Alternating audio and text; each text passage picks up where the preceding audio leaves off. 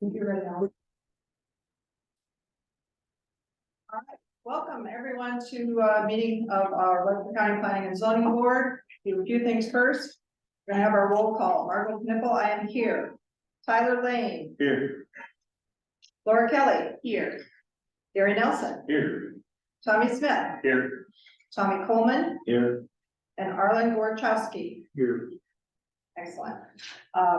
Board members, our second item, if you've had the opportunity to review the minutes from the previous meeting, and if you have, if there is a motion to approve. I'll make a motion to approve. I'll second. All those voting to approve, say aye. Aye. Any opposed, say nay. All right, unanimous vote, and that passed. On to new business. Tonight is public hearing, the zoning ordinance text amendment, an ordinance to amend the zoning ordinance, section 6-1-8, paragraph 3, sections E and F, commercial utility grade wind energy conversion systems. Jeff, do you have some information for us? Yes, good evening, Planning and Zoning Commissioner Jeff Johnson, Planning and Zoning Administrator. You have a draft of the amendment I passed out. It's a little bit different from the draft that was in your packet. Matt Cosgrove was out of the office, our Conservation Director, for the past week and a half, and I was able to come full circle with him and the Conservation Board and what they were looking at for certain setbacks, and I'll get into those and discuss those. So I just want to get back and try to keep us on task here and point. So this is an amendment to our wind energy ordinance, and the Board of Supervisors a couple months ago directed the planning staff to consult with you guys with a primary focus on really these two items here. Setbacks from dwelling units, which are 1,000 feet right now, and to look at our environmentally sensitive areas and see if stricter setbacks are warranted. Right now, it's 600 feet is the minimum setback from those. So you want to go to the next slide, Allison? So this was an email I got from Matt Cosgrove. His board met last month, and he said after reviewing the classification, I think it's overkill for all the types that are listed on the properties. The Conservation Board's primary concerns with the Des Moines River Flyway, Miller Marsh, Brushy Creek, and Kennedy Park. And I'll get into this a little bit further and so forth. So I think listing the other types of areas are too restrictive and prevent any development for future wind projects. They're very supportive of green alternative energy projects in this county. So if you want to go to the next slide. This is something that came out of our last meeting. This is Miller Marsh up in the northeast corner of the county. And I'm sorry I didn't make this detail this map a little bit further, but this is Miller Marsh right here, a couple hundred acres. This box here represents a 2-mile radius. If we were going to adopt a 2-mile radius around that park to prohibit wind turbines, right now it's written in draft as a mile. So if you just kind of visualize, you know, this being shrunk down a little bit in half. And as you might want to go up a little bit, Allison, because you have the town of Vincent down here. This comes all the way down to Vincent, the 2-mile radius. So that just gives you an idea. And then if you want to go to the next map, Allison, you want us to take a look at this Rusty Creek area here. I did not map this out, but when you take into account the 1-mile radius or 1-mile distance from the river, and if you do a mile from Rusty Creek itself, you're going to basically prohibit this whole area through here all the way into Dublin.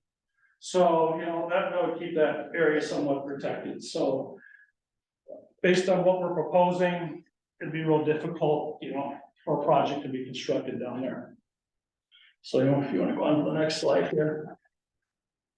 So the ordinance itself, after researching a number of ordinances throughout the state, is identified a non-participating residential dwelling unit, dwelling owner, and a participating residential dwelling owner. And I'll get into that, that's real key.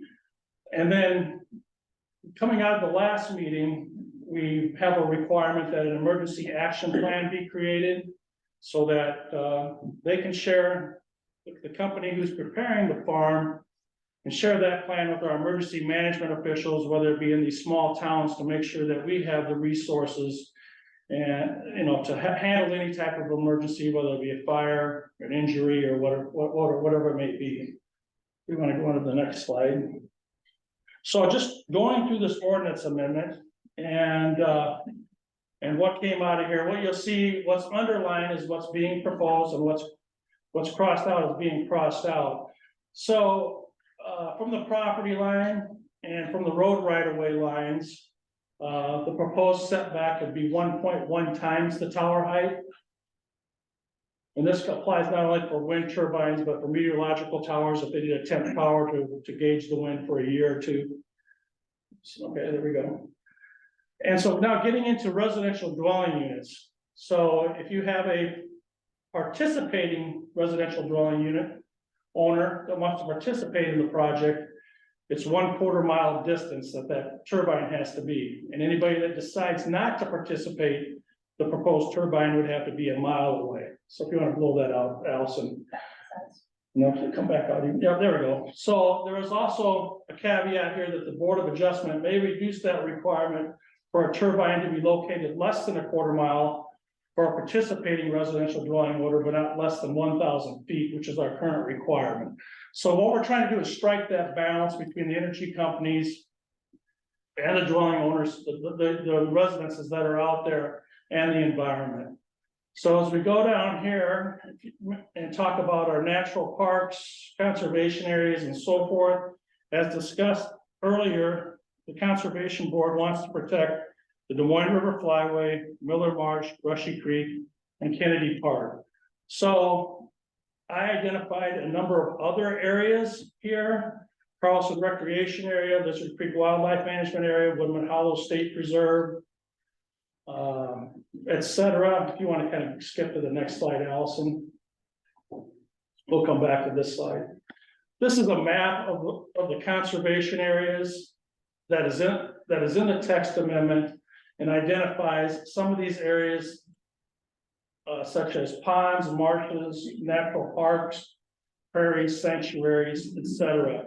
So again, the Conservation Board thought this was a little bit too restrictive, and they felt that this should come out of this draft ordinance. But you know, this is up to you guys to discuss whether or not this should stay in here or not.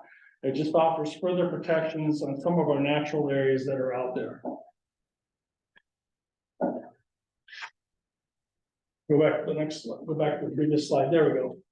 So as we get down to the next topic here, wetlands, we wanted to keep that consistent with the natural areas, and these are types 3 through type 8, based on the wetland types through the state DNR, and that's a 1 mile radius. And then what we did here for other structures, again, is a 1.1 times the tower height, other structures and cemeteries. And then on the bottom here is the Des Moines River now, which requires a 1 mile distance as recommended by the Conservation Board. So again, we're trying to strike that balance. I mean, I know we talked about 2 miles and, you know, bringing it back within 1 mile. And we want to be within reason and still allow a project to happen. And I have to thank Mid-American for reaching out back to me after the meeting, because, you know, after them explaining what their issues, concerns are, and trying to strike that balance, I think, you know, we're getting there. But, you know, obviously we want more public input, more discussion on this, and we'll go from there. So if you have any questions for staff, otherwise you can open it up to the public hearing. It's up to your discretion, Madam Chair. Jeff, I have a question. When you say tower height, is that the actual tower, or does that include the blade? The blade. Okay. Yeah. Do we know what that is? It's on average, 250 feet I'm seeing out there through my research. They could be higher. Yeah. Mm-hmm. And it's kind of written that way in case those things can be kind of changeable as the industry changes. So that's why we use that tower height times whatever. So that's always applicable, so. Board, if we don't have any other questions right this second for Jeff, I'd like to go ahead and open it up for public comment. Folks, we have a lot of people here tonight, and we want to hear everyone's opinions. So I would ask that you please stand, state your name, where in the county you live, And if we could keep our comments to approximately 5 minutes, so everyone gets the opportunity to give us their opinions, I would appreciate that. So we'll open it up to public comment. Sir. Hi, I'm Steve Smaller, just north of Vincent. And I can see no remark on my place, you know.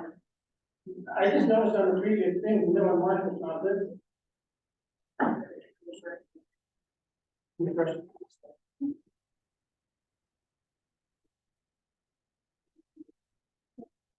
You know, It's part of this map, it's part of this. yeah, it's in our map here. Second page. It was not listed.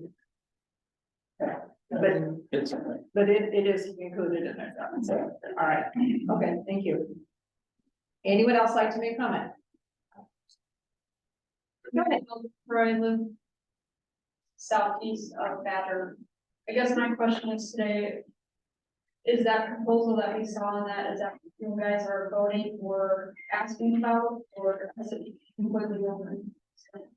That's what we're putting together. We're trying to get a package put together with some changes and amendments to our current that we can send to the Board of Supervisors, and it will be ultimately the Board of Supervisors vote to accept those And what changes. we saw there with the 1 mile and those, the crossouts, that's where we're at this moment in time. That's, yeah.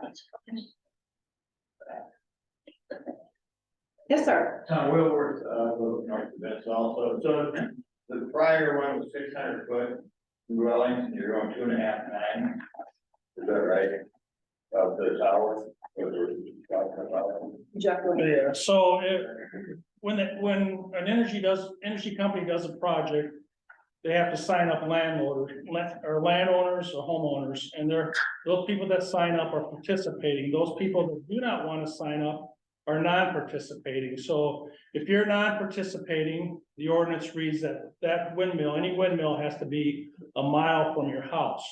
If you're participating, obviously, they're gonna be placing a windmill most likely on your property.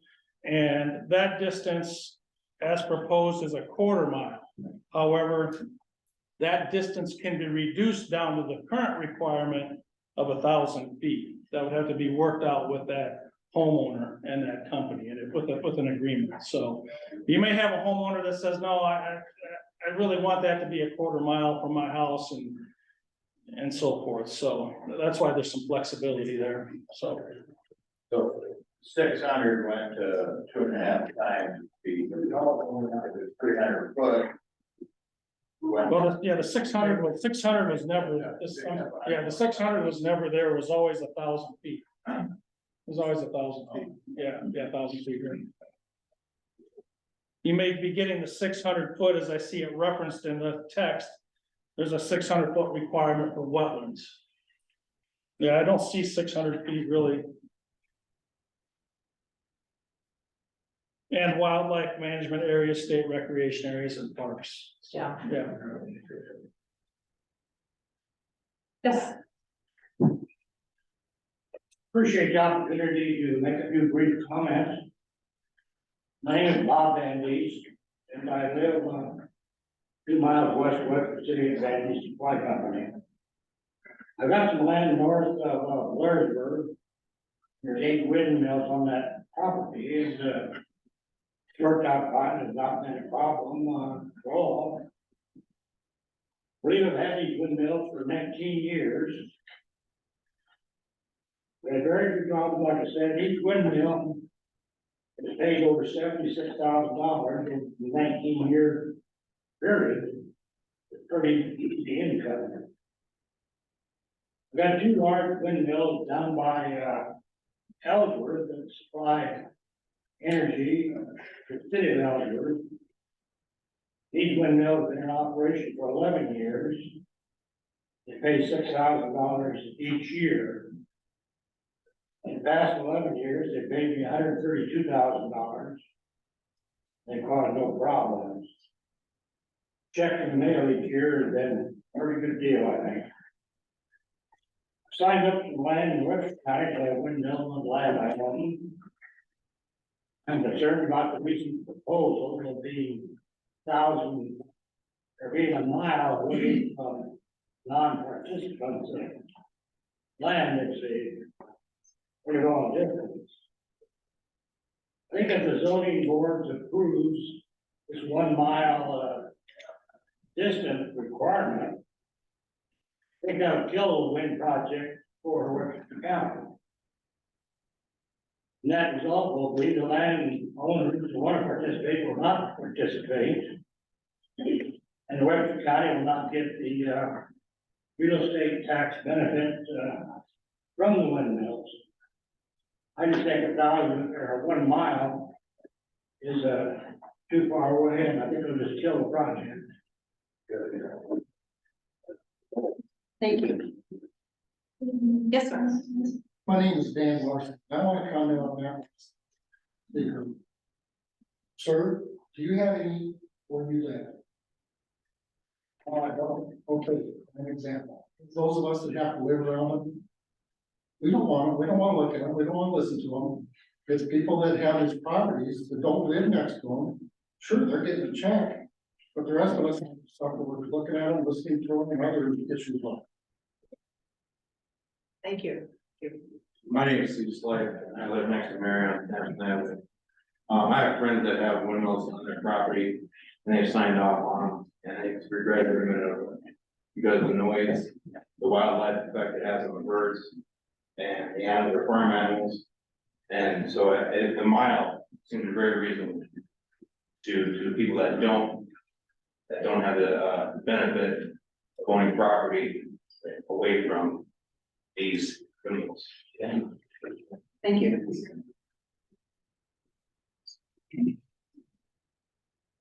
Have you done any studies on what income, kind of income the county receives? We have not on this board. I don't know, Jeff, do you have any information on those answers? No, there is a tax benefit we get, obviously, but I don't have the information in front of me, to be honest, you know. I've done some of my homework. Ma'am, Okay, I'm I'm sorry. Mary Clausen, thank you. and I've done some of my homework because when this all came up, I went into all my neighbors and asked them what they thought and all this stuff. My husband is dead, and I remember when Blurrsburg had it, he always said he wished that he would have had him on his land, okay? And I'm a hairdresser, I see about 30 people a day. I talked to 6 people today that has them on the new one by on 17. They all say they are glad about it. I've only had one out of the one in Blurrsburg, I only had one person that wasn't happy. And I think half of it was the, what do you call it, the tiling. Well, it depended on who did it. I had another person that I did his hair, and he told me that this was by Lehigh, that he did that tiling, and the company said, you go ahead and get it fixed. He got it fixed, and he got a check right away.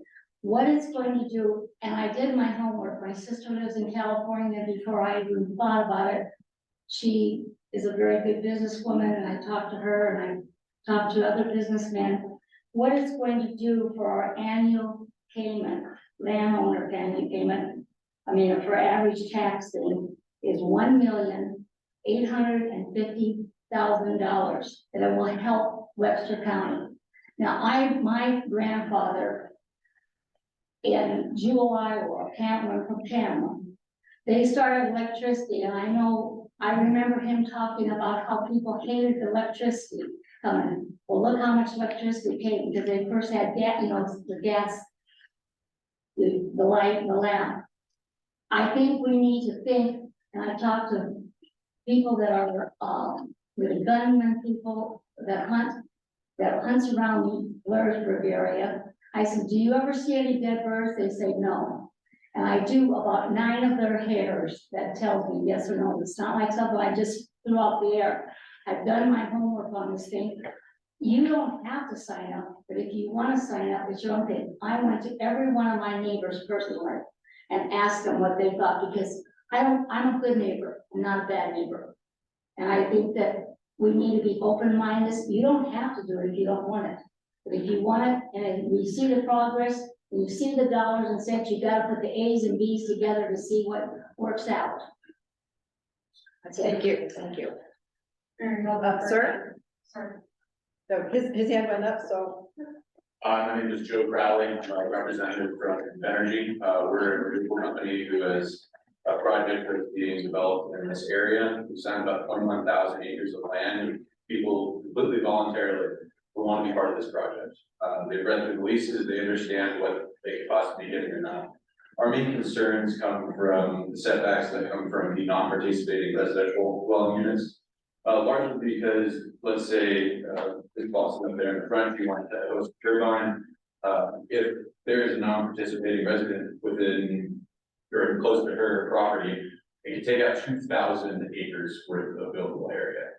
In a similar light, the wetlands and conservation area language doesn't completely jive with how it's written in your zoning ordinance currently. And could make for some very convoluted and complicated assessments of that land. We'd really like this discussion to be tabled to give us an opportunity to share some more information as well as insight into how these projects are built.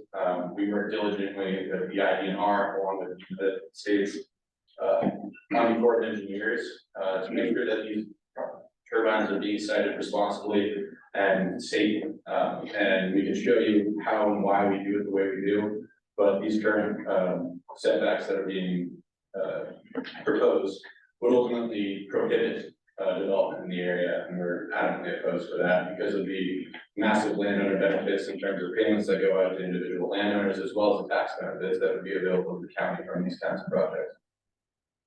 All right, thank you. Ma'am?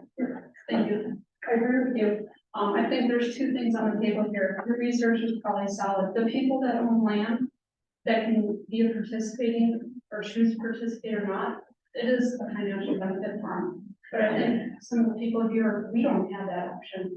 We own 5 acres, 7 acres. And so I ask you guys to look at a map of Webster County and indicate how many of us do not even have control over our decision around this. You know, Mr. Van Ness, you own a lot of land. You get to choose which ones you get to financially invest. You get to reap the benefits. I read nothing if there's a windmill 2,000 acre mine. I don't own the property around me, and so I ask you to take that into account. Is it fair that I have 7 acres that I own, but the 500 around me choose to do it, and now I have windmills? So you still could be participating, though. You gotta keep that in mind, because they may want to put a tower that's within X amount of feet from your home, and they're gonna have to have you sign off. And so you don't have to have a tower on your property to participate. So I just want to make sure you understand that. How can I have a tower in my 7 acres? Pardon me? Paid very much. You have to say it's okay to have one. Yeah, so the way it's reading right now is they'd have to be a mile from your house. Well, maybe they find the need that there's an elevation change there and they need to be a half a mile. Well, you could say, well, I'm concerned about that, but I'll participate. And so that requirement can be waived, and so that now it can go down to a quarter mile. And so they'd have to get you on board, compensate you, I mean, in some way or form. Have to get that owner of that land. Yeah, so, that's their job to go out there and get these property owners to sign up. And that's the beauty of this ordinance and this participating, non-participating definition, you know, it's just to get everybody on board. So then when we come to that public hearing, that conditional use permit, we're gonna have very few objections, you know, to be honest with you, when that permit goes through. And a lot of that's been worked, so.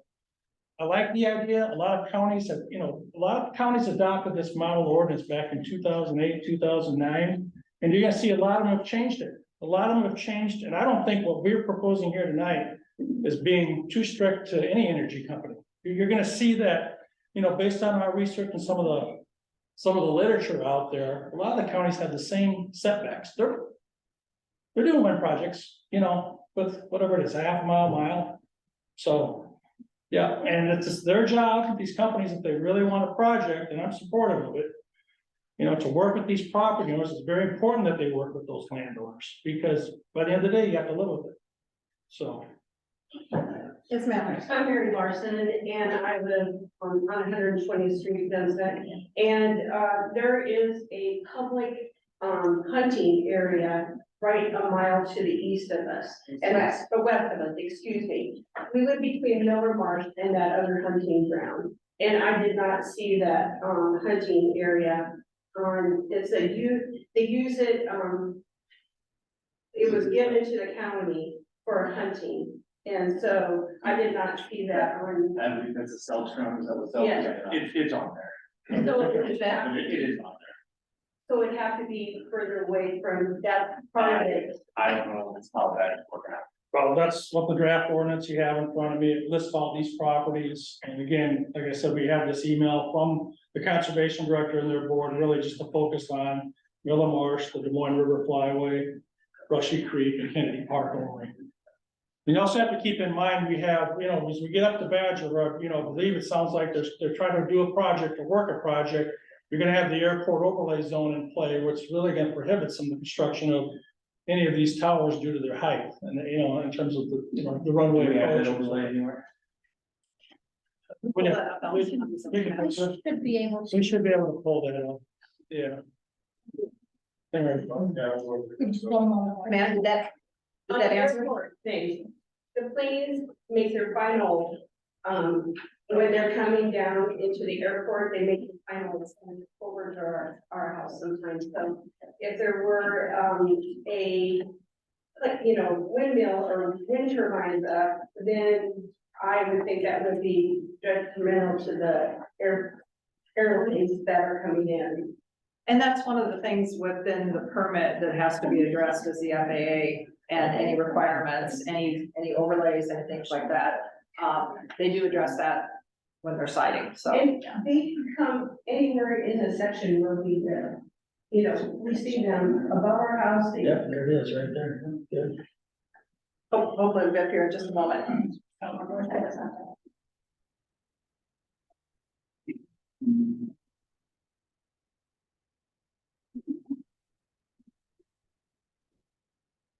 So these rings here represent certain overlay zones, and there's certain requirements on height restrictions and so forth. I won't get into it. It's a little convoluted and complicated.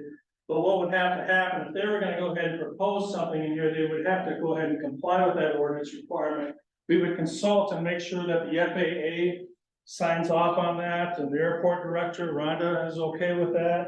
So, it is what it is, and I think, yeah, you're gonna see that area is really gonna restrict any type of development. Sir? I'm nobody, the Webster County. Are you gonna table backing people up since you wanna table this? Not currently, no, just because I'm not sure. I'm gonna make this real sweet. It's all about money. I got too much pride. You guys don't sell your sports. Thank you. Another question. How much energy is going to produce right here? The answer to that? Here's a good question, sorry. How much energy is windmill produce? Right here. Date, Right here. it really depends on how the grid works, in this individual area. You don't know. One. And if they're so, environment friendly, why don't we should not stay firm? Or county parks. Why not? Why not? That's what was passed. There you go. Okay, you're gonna certify. Okay, anyone else have any other? Okay, sir? Go ahead. Scott Bancroft, I live on 170th. I have done windmill projects, I built them, I'm trying to. Me as a farmer, beginning farmer, we destroyed stuff going off that buildings, like destroyed. Roads are paving out, so we're getting a new road on 170th this year. So you're bringing windmills in, destroy that brand new road. And those are all issues that are taken care of within the permitting process too. Like gravel roads, like, No. I'm being run out. like- Yeah, those are very valid concerns, and yeah, if a project was ever proposed, there would be some conditions of approvals. Maybe some bonds or whatever it may need to be, because they are responsible to bring those roads back to the condition. I mean, yeah, you'll see normal wear and tear on your asphalt and asphalt roads, but you know, your gravel roads would have to bring brought back. I'm sure our county engineer would request that and want that to happen, so. Yeah, as a farmer, like, some of these guys, they don't understand, like, when they come in and they do this, they literally do not care. I've gone out and there's scoring sand up this line, and I'm out there driving around. Like, I have all, I think this is honestly. Go ahead, sir. I'd like to make a comment just with, some ancillary maps as well as the written statement that I might be able to pass out. Sure. Can I say one more thing? In one moment, please. Thank you. Thank you.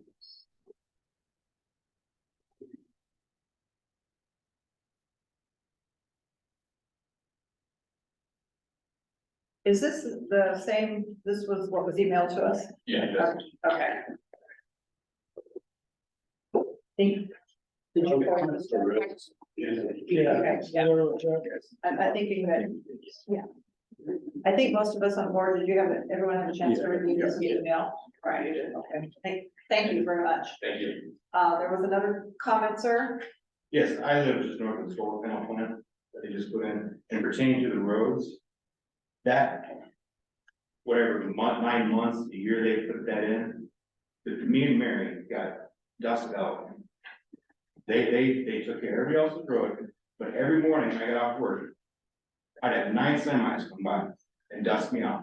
And I called the county school, and they sprayed everyone's road up to the end of their thing. But anybody coming from the north, all them semis and the heavy equipment, they didn't take care of it. And that road is muddier and wider than ever before. And it is not taken care of the way it should have been taken care of during that time frame. And I called the county, it's under their contract. So it's up to the electric, company who's ever building it, their specifications, not the county specification.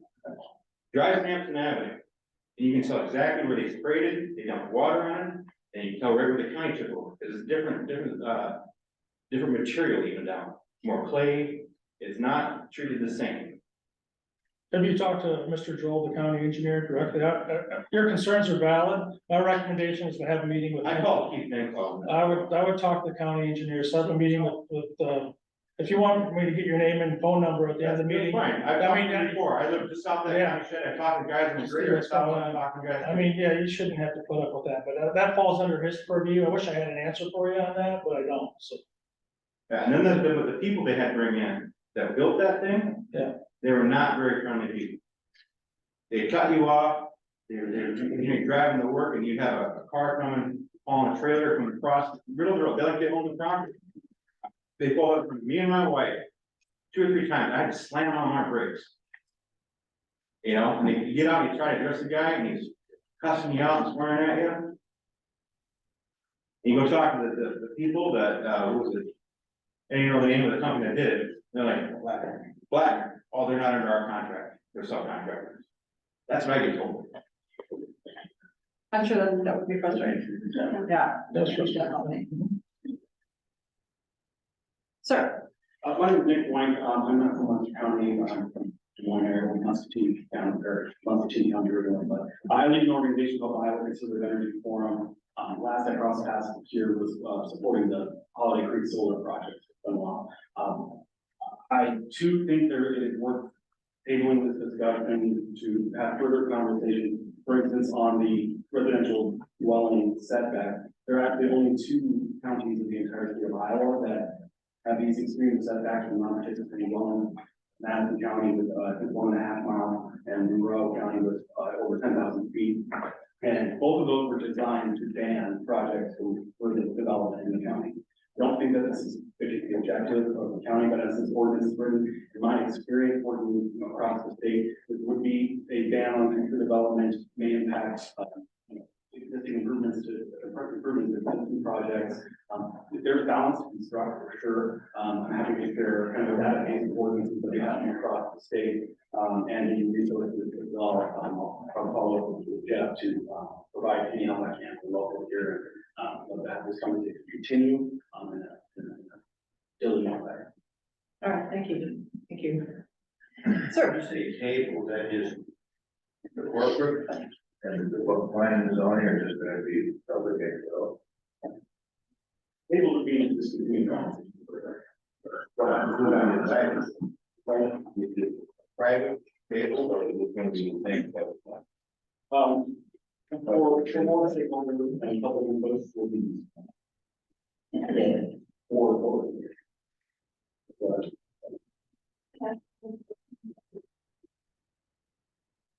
The board has the vote to be public, so it would, there'll be public meeting.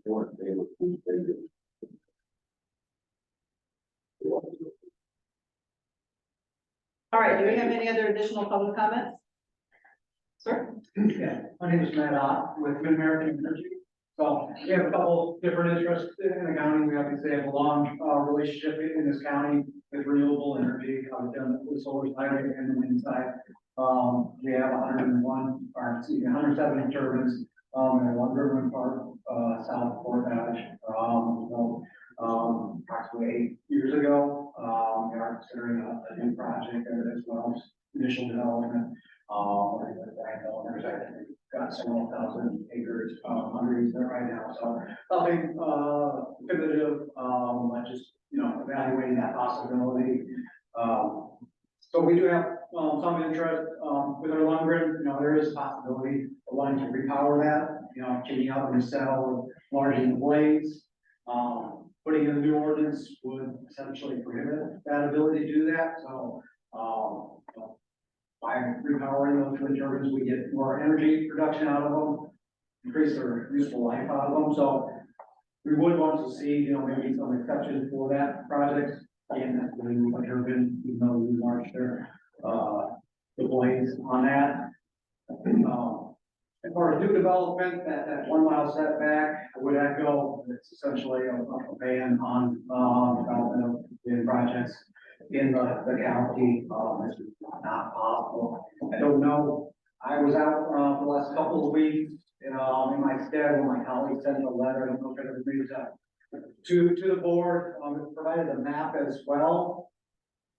The board have they do have copies of those maps. If you don't mind, No, that would be fine, thank you. yeah.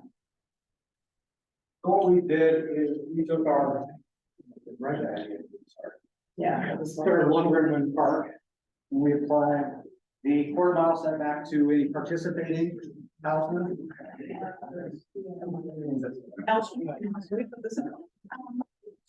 Give you 2 minutes? Yes, I can. Yes, I can.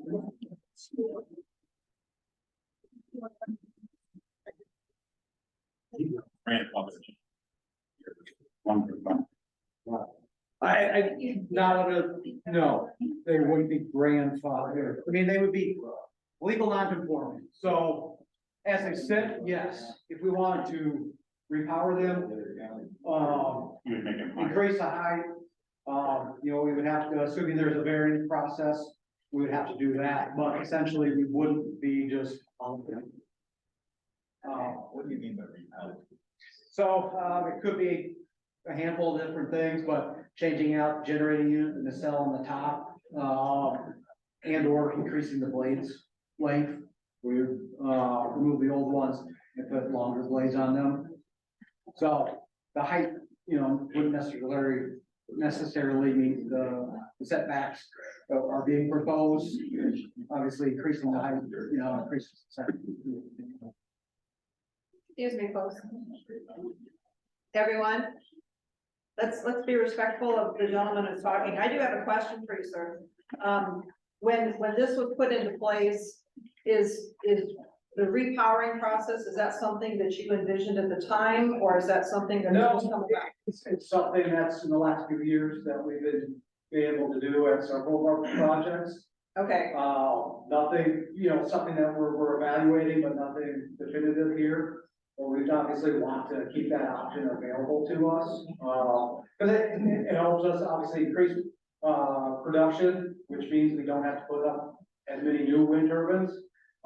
Ultimately, our goal is to have 150 that our every customers utilize, the offset or come from renewable energy.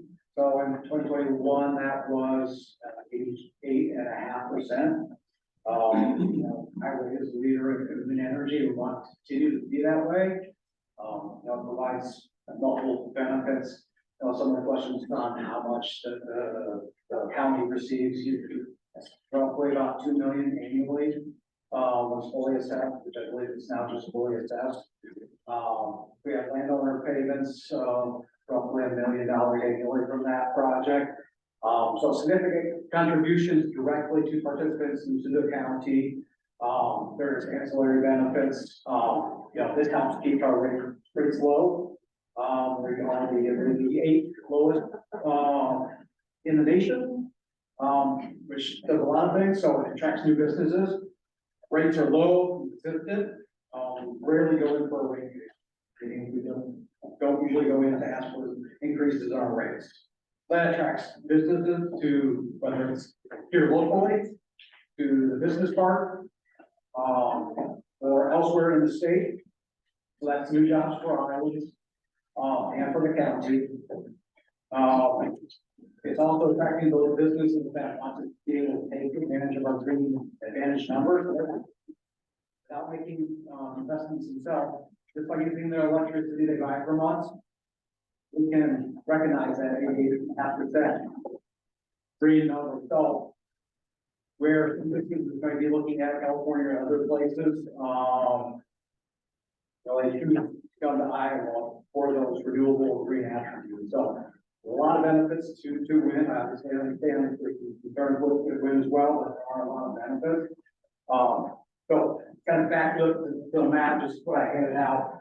So these purple dashed lines, that's got quarter mile, that's being proposed for participants. When we built this project, that setback that we applied ourselves, because at the time, it was the current ordinance of 1,000 feet. It was a 1,250 foot setback that was applied, so if you apply the 1320 participants, it affects about 9 turbines, I believe. That would be encroaching on the setback now. If we apply 1 mile setback, non-participants, that is at 107 turbines would not be able to be built. So if there's a question of whether you can still build it, hopefully that answers that question, because you cannot build a project with a mile setback. But I guess my concern is that you're talking about now repurposing what's already existing. Correct. And making changes to it after the fact. I guess. That's a totally different issue. That's Something we would tackle down the road with it. And if, we'd want them to comply utmost to the current requirements. And if they feel that they can't, then it's their job to file that text amendment. But that's, And so forth. I would, it's a concern, but I don't think we're here to address that tonight. no, and that's, No. I guess that's where I was going with that, is that that's not part of what I feel we're talking about right now tonight. And I actually, until you said it, it wasn't something I was even aware that was possible to repurpose. Yeah, and I want to have more conversations with Mid-American, because he mentioned that this is non-conforming. I'm trying to figure out why would it be non-conforming if they had to comply with the current requirements. Yeah. I don't think we had any ordinance amendment changes to this. I could be wrong. Not- I've only been here for 4 years, so it should be conforming. Sorry. I mean, My comment was, if this is what passed, the language that's being proposed passed, it would essentially be legal non-conforming, right? Yeah. It was conforming at the time of application and building, but. it'd be considered non-conforming. Correct, yeah, if we had to rebuild or we want to repower, it would be non-conforming, so. But again, I think, to new projects.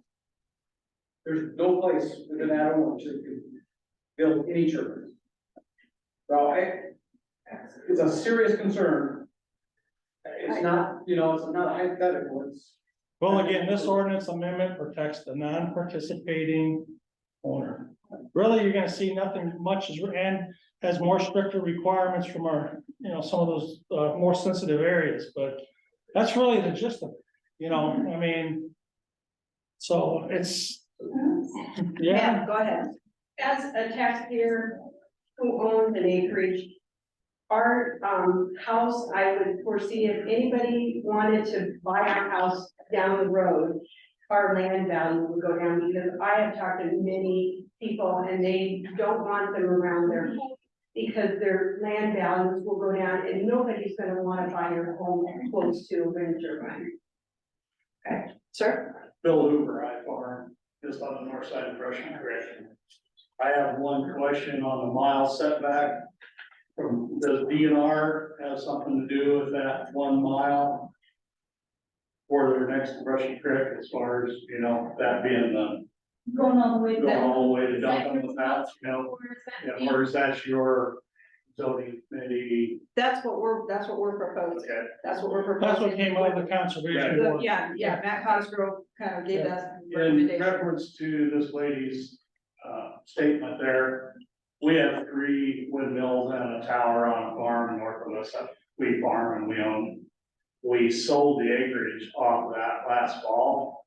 And we had no problem, we got above market price. And one of the windmills is 1,500 feet away from the dwelling. I have farmed around it. I've been around the whole situation for the last 5 years. Once the project is done and you get to farming around it, to me, it's not a big deal because I've farmed around timber and all kinds of different things, you know, and stuff. They did, after they got done with the project, they did come back and fix the roads up there. Each county is different, which you need to take care of that after you're all done, things like that. But from what I see on my part of it, with the project that they got going up there, I didn't have any problem with it. And it did not affect the dollar amount of selling an acreage or the land. The land that's up there right now is actually bringing more because of the windmills on it and generating the revenue that maybe help pay for the land. So. All right, thank you. Folks, gentleman in the back, he has not raised his hand yet, so go ahead. My name is Mark Thompson, resident of Badger, landowner, farmer. I'm here representing my family, my parents, my relatives that own land in the proposed project area. They are very much supportive of keeping this project moving and having the abilities for landowners to participate. I have relatives that want to put their grandkids through college with this revenue from their towers. And I currently also work in the professional farm management business. I have 8 projects I work with across the state under management. Yeah, currently we manage the property that they're located on. The revenue stream is approximately $150 to $200 an acre for our land. And we see this as a potential huge benefit for people in the county. The revenues that bring into the county, and example is Adair County, I manage properties down there. The projects that are currently the largest wind project in Iowa.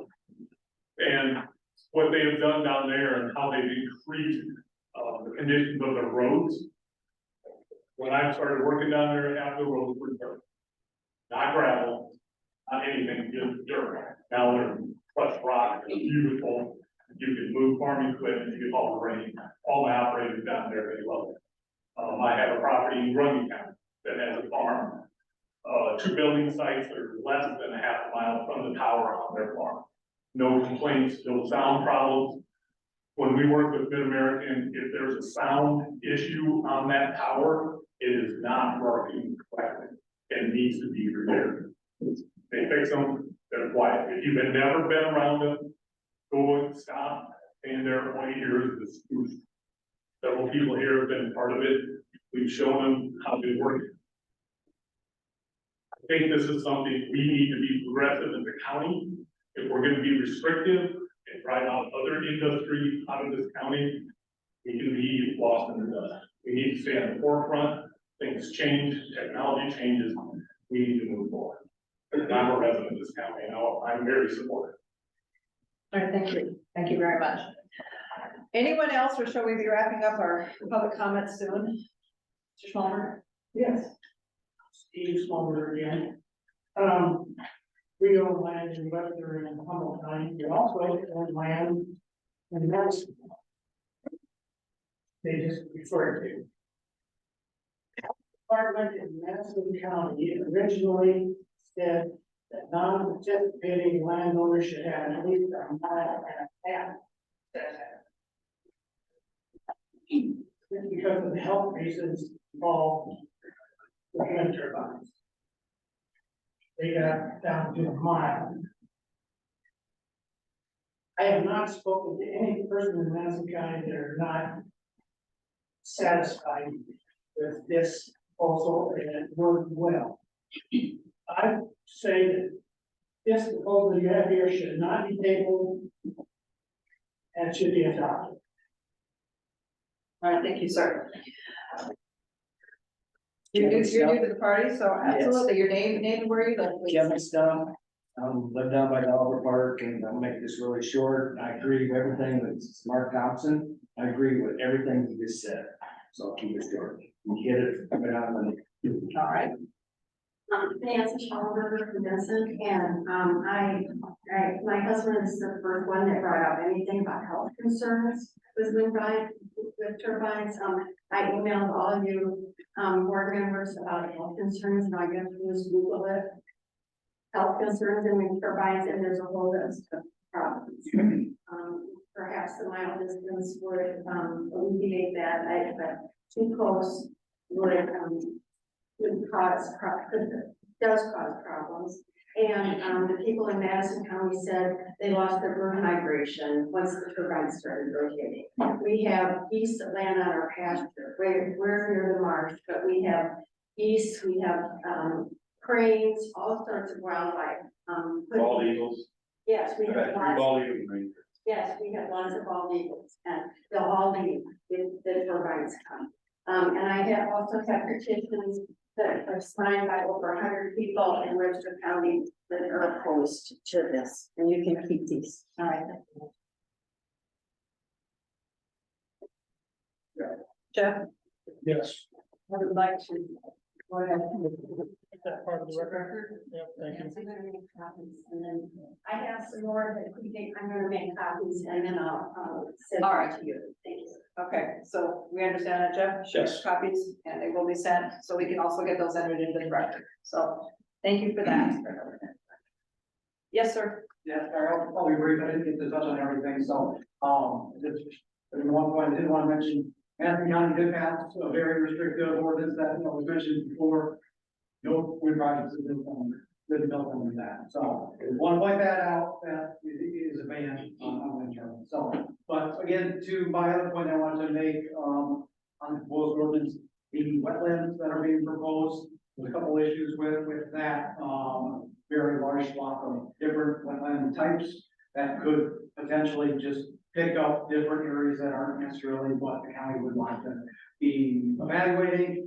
Plus, those wetlands have to have a field determination. Means that you actually have to go out onto the property, determine if it is a wetland or not, to determine where you have to set back.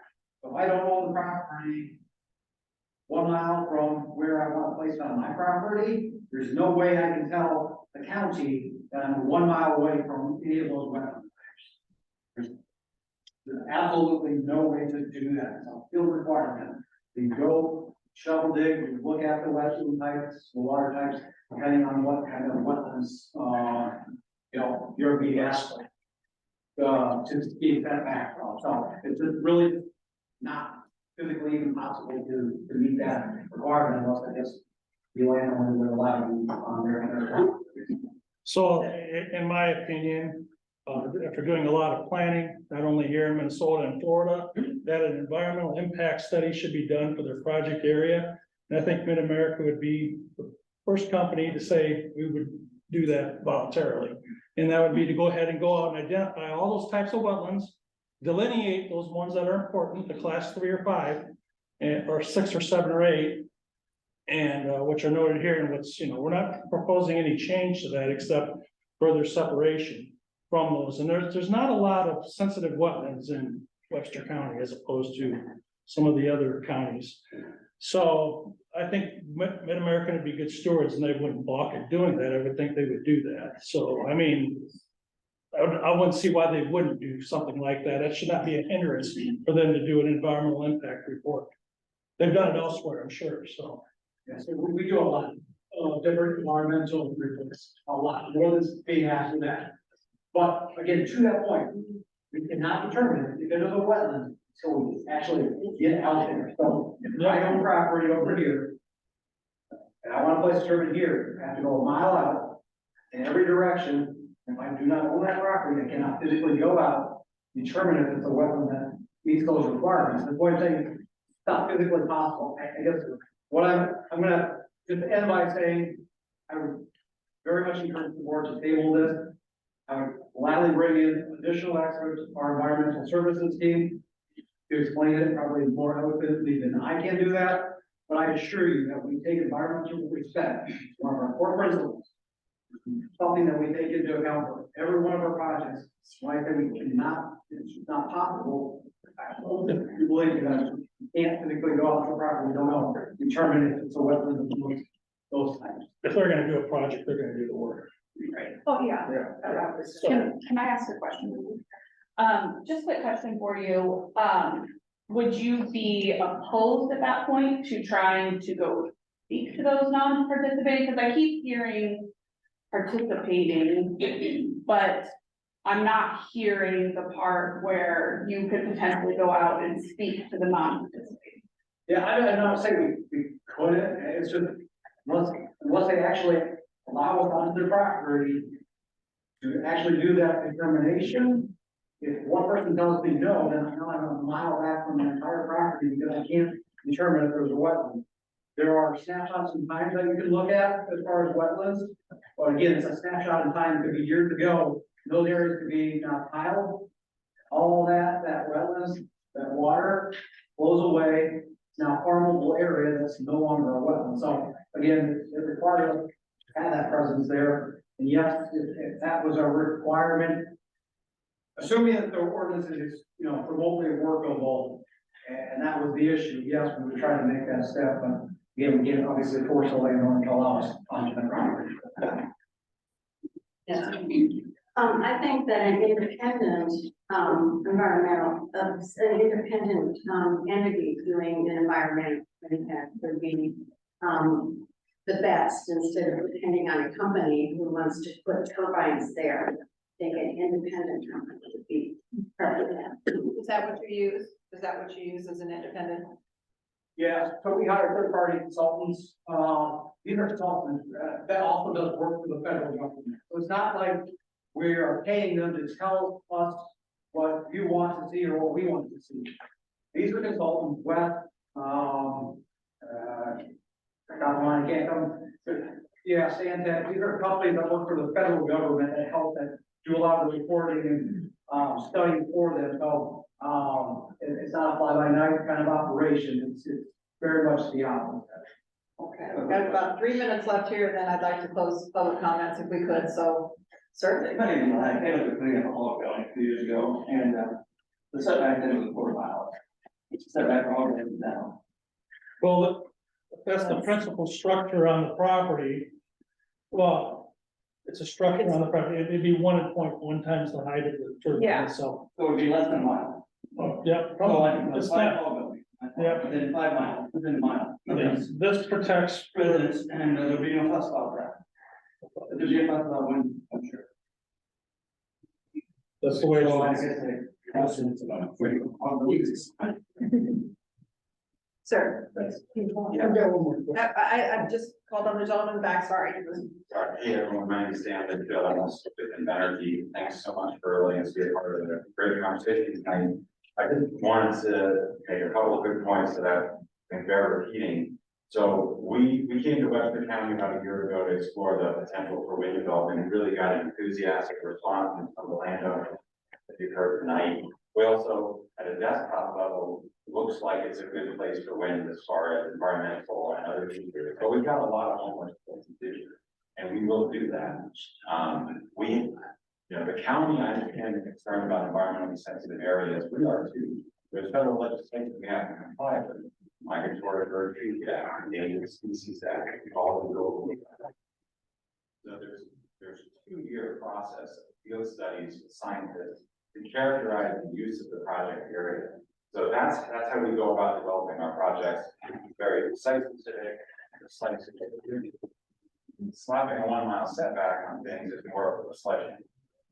And so this is a math class, I don't want to get into 5%, but if you apply a 1 mile setback from any individual point, whether it's a house or a wetland or something else, that's 2,009 acres. So right now, you have an ordinance with a certain setback. If you pass this ordinance, you see control of that 2,009 acres, someone else or some other hand. So the neighbors of our projects are very important. We do talk to them and do offer them every opportunity to participate, whether they have ground to host turbines or whether they have small parcels of 7 and 5 acres to be good neighbors. So we want to be the good neighbors and share the right. So that's a process that plays out. Having this ordinance now, I really stifle that development. Thank you. Sir, real quickly? Yeah, I have another question too. So in any given community, all the neighbors are against the project, but we have non-local landowners that want it. What's our options? There's a lot of variables, a lot of factors, it just depends. Yeah, There's this- it's a tough question to answer. Yeah. And I actually don't have an answer for you other than contacting legal resources. I know in the past, you know, the one gentleman mentioned with confinements, I know that's always an issue. You know, I don't know exactly what that right answer is for that question. As the energy companies have said, we're not, you know, and this has been thrown about a little bit in this meeting, that we're targeting and we're putting a ban on. That's not one time been discussed on this board as far as banning them. And Jeff, I think hopefully you'll back me up on that. That's never been anything that we have said. What we're trying to do is we're trying to, within Webster County, protect our you know, individuals who live here, our resources, what we have that makes Webster County great. And that's what we'd like to protect with this. So last comments. Real quick, Barbara Miller and Vincent. I think Webster County has been good in the past as far as the wind turbines down south and the solar farm. I think we've done enough. I think the line should draw here. We don't need to keep using our land and our resources. There's other counties across Iowa that could do it. I'm sure the county is getting a lot of money off of those. I think we've done enough. We are, you know, helping out the green energy and things like that. So let's stop there and say, hey, we did our part. Thank you. All right, folks, I think in the effort of getting through the meeting here, I think we need to close our public comment section. And I'd like to open our board discussion up. For some of the professionals here, we may have some additional questions for you. For some residents, we may have some questions for you. But board, let's have some discussion on this. And usually I'm the first one that talks, so I'll just go right ahead and jump in. You know, this is it for me. The protection of these environmentally sensitive areas. We don't get more of those. We have what we have, and that's it. And when comparisons are made to other counties, as far as what other counties have enacted, that means zero to me, because other counties have their own features, their own things that they want to protect, and that's great. And Jeff, we've discussed the fact that when you look at all the other counties' ordinances, none of them are the same. And there's a reason for that, because everyone has their own idea within their county what they want to protect. I feel that we are looking at what we have to protect, and that's what we're trying to do. So, what's everyone else? Can I ask Mid-American guy a question? Going over these, you're saying it shouldn't be 1 mile from Brusher Creek, it should be less than that? No, I think the parks that have been identified, we have no concern with that. We recognize that there needs to be a balance. Yeah, Just yeah. the specific, the house setbacks and the wetlands, really specifically are the two that we take, I guess, concern with about being able to actually develop the content. We kind of mapped out here what we feel is to be protected from Brushy Creek to our, you know, our marsh up there and stuff. Not your little pothole in the field, you know, that dries up 80% of the time. In theory, that could be a fine wetland, that. We're naming ones that we feel, are, we want 1 mile. Sure, I guess, to your point, Brushy Creek in those different areas. Yeah. Totally understand that, respect that, the potholes out in the field. Yeah. There are things that we have to do when we're building our projects, that we have to get permitting through U.S. Fish and Wildlife or the Army Corps if we're impacting those specifically to the property that we're building. Right. And now we're being asked to go to other adjoining properties that allow back from those locations that, again, we can't access. So that,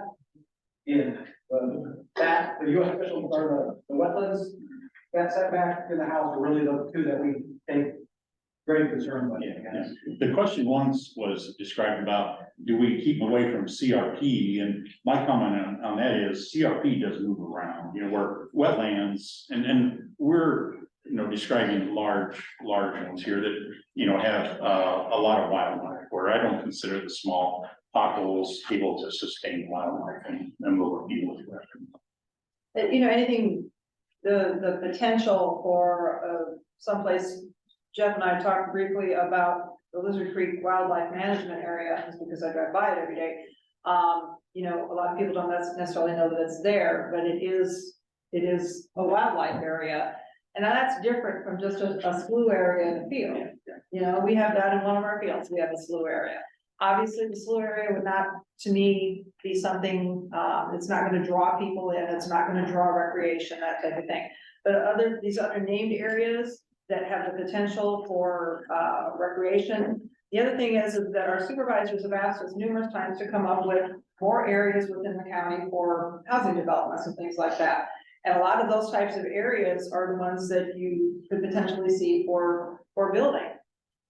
Maybe not so much if there's wind turbines there. And so that's another, when I talk about protection, that's what I'm talking about. I'm talking about the ability for Webster County to expand on some of these other things, other than just the renewable energies, be able to expand with our housing and recreation areas, things like that. They're also going to draw people into the county. So. Would you apply to all business? I'm sorry. Vernon? You had this look on your face like you were going to say something. Yeah, I could tell. No, I'm still, I want to protect our big natural resources. It's not the little marshes, the little ponds. Yes, they dry up, they come. Those, if we protected every one of those, yes, they could not build. And I am for, renewable wind energies. And I mean, I still think dwelling setbacks a little bit. I'm back and forth on that. Lightening that up a little bit on the non-participating, I still think a mile is a lot. That's my opinion.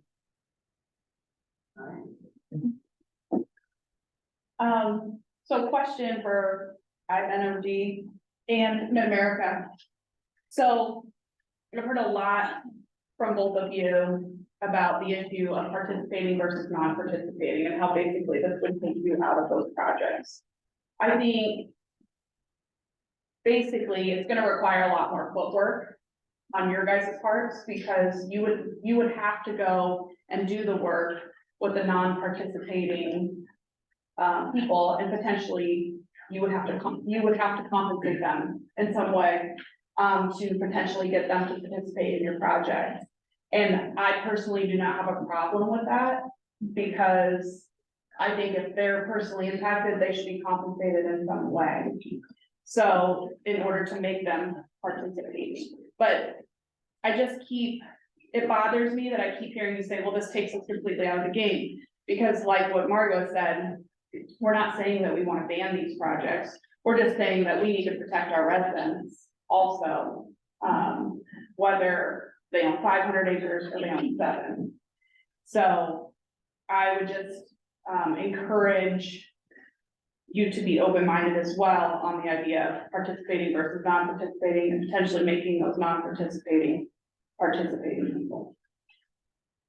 Yeah, there's compensation involved, that might be the make or break for someone. You're willing to apply some insight if you're interested in my comments on that. So we do and Lundgren, we do have neighbors, acreages that are participating in their neighbor agreements. They are compensated. It's a voluntary agreement. Those setbacks in front of you, that project, that Lundgren project, those setbacks are applied still. So I can't make everybody participate. Right. But even at a fairly high participation in neighbors on the Lundgren project, that orange, that's still there. That's a mile with everybody, neighbors that didn't sign up, right? Again, so it doesn't take a lot of people not participating. For whatever reason, they don't want to come to the property or whatever they have for a reason. They still wouldn't be able to develop a wind park. So, But I would ask you, were all of the people within this orange questioned? yeah, Every single one was given the opportunity to be compensated in some way, yeah, so, to be participating. So they were offered, everyone there was offered compensation. so that was initially developed by EDF or Nexco. Yeah. So you could probably speak to, I can't definitively say, yes, they trust everybody, but that was the requirement as part of our agreement with that, so. Okay. Well, there may one or two flip through, we should have all been contacted one or two times. Thank you. Can I ask another question? Yeah. If you have a participating landowner and one that doesn't want to participate, do you run wires underground through their property if they don't want you to?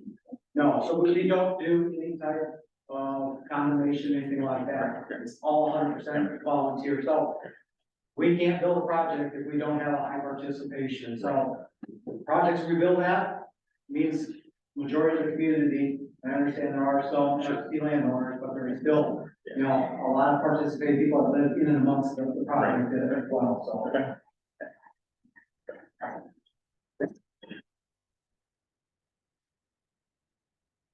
Jeff, when it comes to what we have in here for the different types of the wetlands, how would that change it if we, I mean, which wetlands would that take out?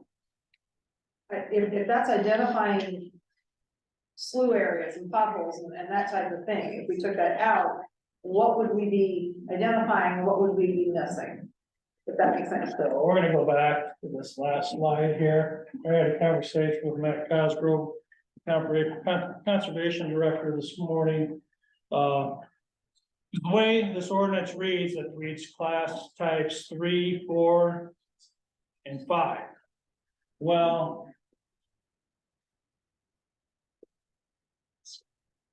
this is the latest classification types. Now we have 6, 7, 8, which are wooded swamps and grass. And so that's why I amended it to include types 3 through 8. And, you know, types 1 and 2s, those are typically, if they temporarily flood, or they may be saturated, but these are the ones, when you get type 3s and higher, these are the ones that are flood, they're more exposed to waters, they have shrub habitat, they're aquatic beds, etc. So what's being proposed is really no different. Should we capture the latest and greatest, you know? So the ones that dry out seasonally. Yeah, these are, you know, 1 and 2. And so, you know, I had this conversation with the conservation director. He said, yeah, that's the way we want to go. And keep it consistent with what's done last time.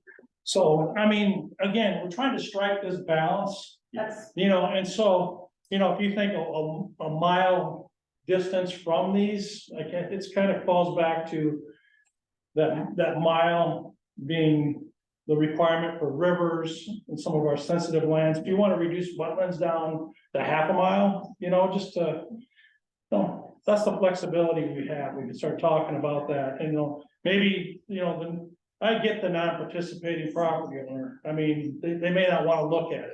And, you know, a mile might not do it, but I think it provides an adequate setback or distance, so.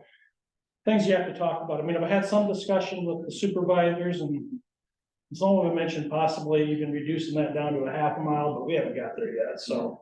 You know, we want to make sure that we come up with our recommendation, what we feel is best, and the supervisors can do whatever they want. You know, they can tweak this however they want, so there's some give and take, you know, and trying to figure out what we feel is most concerning to us right now, and I think it's the non-participating and the environment, like Margaret had mentioned, so. But I guess I can think of so many different places around the county and a couple that I know of firsthand that would fall into those categories of those marshy, wet areas, but they would not, it wouldn't make any difference if there was one within a mile. If it's in the middle of the field or something like that, like I said, something that's not going to end up being a recreation spot, a fishing area, those kinds of things. You know, or we talked once before about like with the trail systems, and the trail systems trying to hook up some of the bigger areas, you know, the Brushy Creek and some of those other ones. So those are obviously, I definitely want to protect things like that. And when I talk about protecting things like that, I'm not thinking about this month, I'm not thinking about 6 months from now, I'm thinking about 50 years from now. And that may be longer than the life of the wind turbine, but that's kind of our job on this board, is to look forward and see those things, see the potential. I even talked about the airport, the fact that if our airport were ever going to expand, it really kind of only has one direction to go. And that was a concern that we had, but we know, you know, the FAA is involved in the permitting process. So.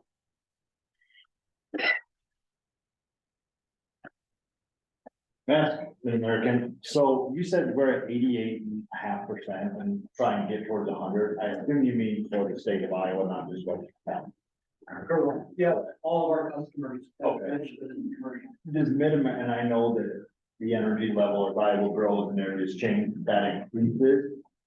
Do either of you or Mr. Kelly have any idea of how many wind turbine farms we need, or how many solar field farms we need to get us to that 100%? Some idea? Yeah, so, we filed what we call our wind prime, with the IUB asking for the ability to go up to, about 2,000 megawatts of wind development, as well as about 50, megawatts of solar development. That will take, our current projections take us, to where, slightly above that 100% threshold. Okay, and so 2,000 megawatts for the turbines. How many megawatts is a turbine running? Yeah, it kind of varies. We don't necessarily have a standard one. It's kind of increased in size and generating capacity over the year. You know, you're probably around 3 to 4 megawatts today. I mean, they also likely be taller, likely can produce more energy. And so, you know, there's less turbines that are needed. What's your current capacity? Current capacity, we're about 7,000 megawatts. We got 3,500 wind turbines. 20 years ago.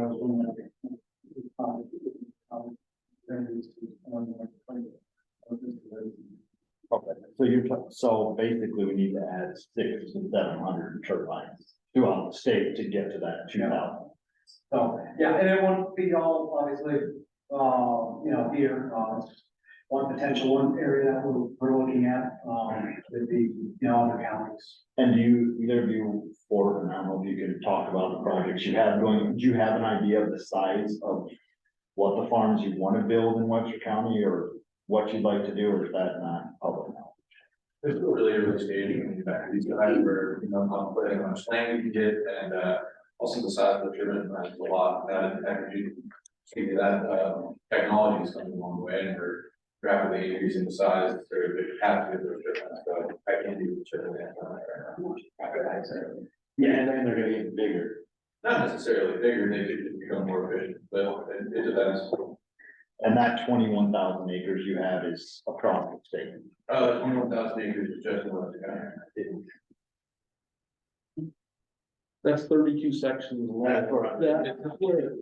Well, that's what, yeah, but but you that's have a section that big, if you have that much. How come we're not hearing more about it then? Yeah, I mean, the section is 640. Well, and when I read the paperwork, I believe you said you guys had over $1 million invested already into the project. 2 million. 2 million, I'm sorry.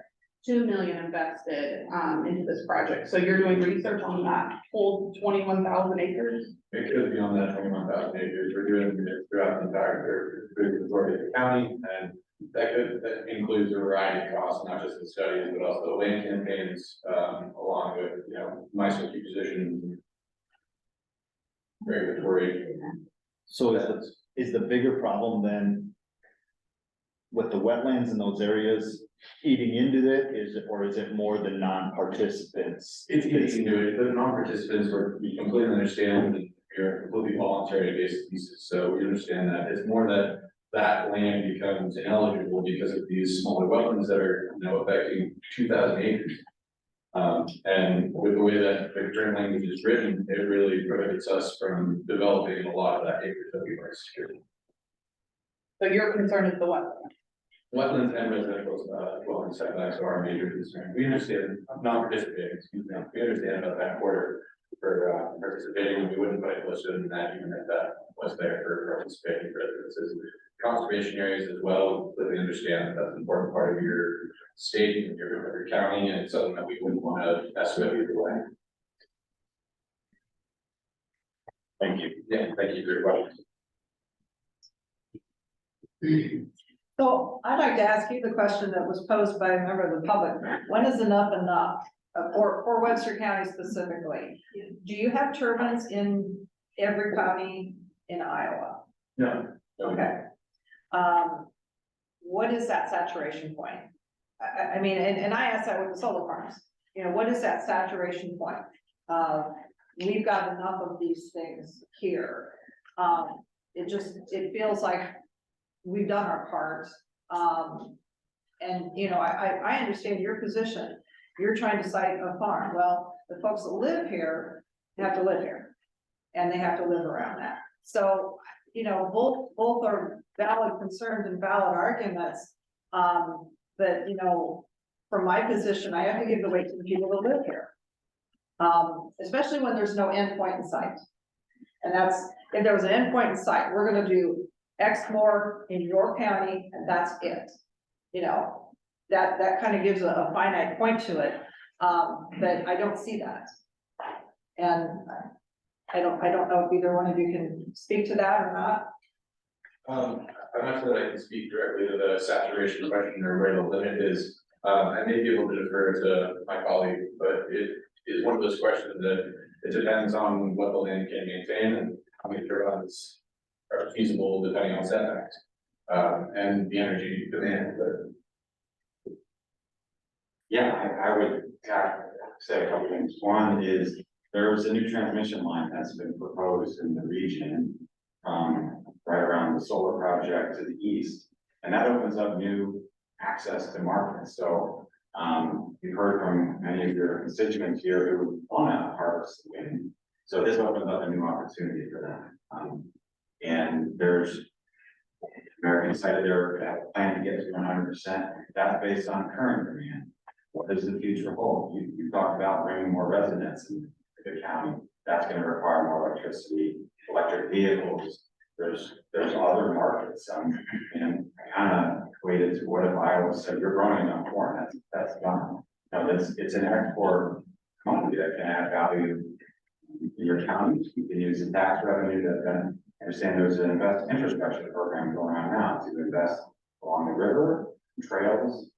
I don't have all the details, but there's a lot of benefits that can come from harvesting wind, and new transmission is one we haven't invested in that.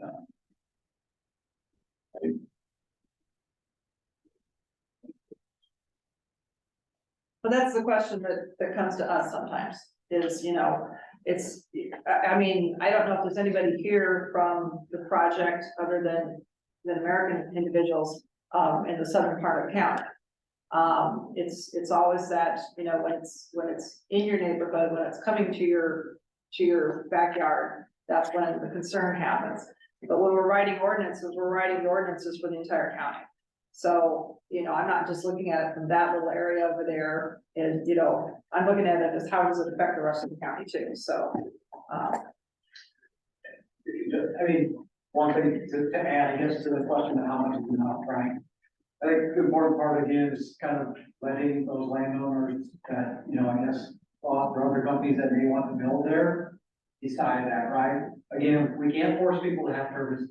If the majority of the people in that project or area that don't want wind turbines, don't want to grant that, right to the company, you can't force them to, so you won't build them, we'll move to different areas. So You know, I'd love to say, you know, every project that we've ever targeted was successful. And we have a very high success rate, but there are, you know, cases in the past where the participation wasn't there, and so we didn't build it, so. You know, it's finding that balance, right, of the people that don't necessarily want wind turbines, but also realizing there are people that want wind turbines, and so what is that? And that's where I think, again, the 1 mile is is restricted, you know, voluntarily, our siting is roughly, if the ordinances are less than ours, our setbacks are typically about 1,200 from participating setbacks, that's the agreement we make with our landowners. But then we go ahead and set our turbines back 1,500 feet to non-participants. So like the London Park, this 1,000-foot setback when that was developed. Our wind turbines are 1,500 feet from those non-participants. That's a voluntary thing. We recognize that there's a, you know, people don't want to participate. But, you know, going much beyond 1,500 feet, you know, 16, 17, right around there, probably about where you start losing the ability to develop wind projects. So just something to discuss. I've got a question for you. So I think maybe this wasn't posed to you earlier, was how much of that energy is staying local from the wind turbine? And then also, I know that you mentioned, you know, you're the eighth lowest in the state as far as what people are paying, but I've noticed personally on my Mid-American bill, there's been an upcharge all winter on energy costs. And I've asked other people, are you seeing the same thing where there's 2 different rates that they're paying for their energy this year? So I'm just wondering how it is benefiting people here locally. Yes, I guess I don't know if it's individual bill that could be natural gas. Piece of it that varies, that's kind of a market type of a deal. Or electricity, I can't remember, it's been several years now. Since we went last for our electric rate increase, so that rate is, before that was, you know, multiple years before that, when we have, so that rate's been consistent, you know. Wind helps in a variety of ways, so the wind, you can't track the electrons, you can't physically say electricity was produced here because of the current market and current grid system, you just can't track it. You generally know where it's going, so yes, there's substations around the county, so it's very likely the actual energy produced is staying local, but it's a grid, and everybody that participates in that grid is buying energy. And renewable energy, because there is no cost to bring that to market, you know, the wind is free. It's a low cost, it's dispatched first, though, in the REC, that participate in the market can buy that energy sheet and pass those costs, those low costs on to their customers. And that's one thing that we do. We just don't have to buy that energy, it's pretty free. From my understanding, does your grid run to Chicago? Yeah, it's a grid, so but we can also go backwards, right? If there's an outage with our facility, it's a benefit, right? We're not isolated like you hear Texas. You know, if there's an issue there. Right. It's their problem, they're dealing with it. We did rolling blackouts Yep. during that. We have a ratio, you know, there's a big impact. It can impact our system, then the surrounding markets can also pull back. So, you know, there's multiple. So you can't really give me a number of what's staying here locally percentage wise versus. No, you can't, I mean, Iowa's top in the nation for the amount of electricity produced. Right. Relative to what it uses, so, I mean, we are a leader in wind energy, so, yes, that goes to other markets, other states surrounding, but again, it works the same way.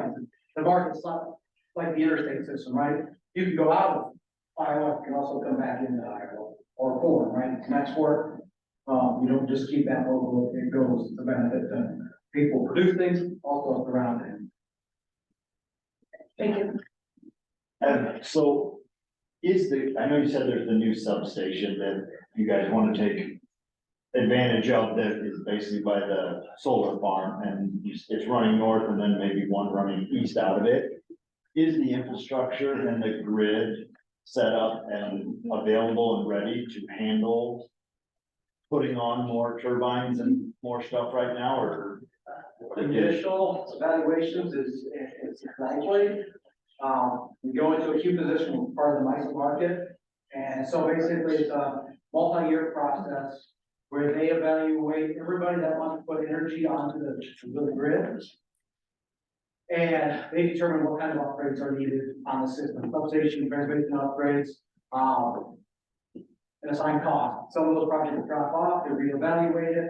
At the end of those 2-3 years, you kind of determine whether there's upgrades that are needed to the system. But the developer that wants to build that wind project that's asking for that new energy, they have to bear those costs to upgrade the system. So again, initial indications is yes, it could handle, maybe 200 megawatts roughly. Again, just very, very. So for what we're producing with the turbines and with the solar field, we have the infrastructure now to maintain and take. We're not wasting anything that we're producing. Is that a fair question? Correct, yep. So we are able to harness from the turbines, whatever, how much, I know it can't be 100%, let's say 90%, and from the solar, 90%, and we are able with the infrastructure, the grid that we have now, to take full advantage of that.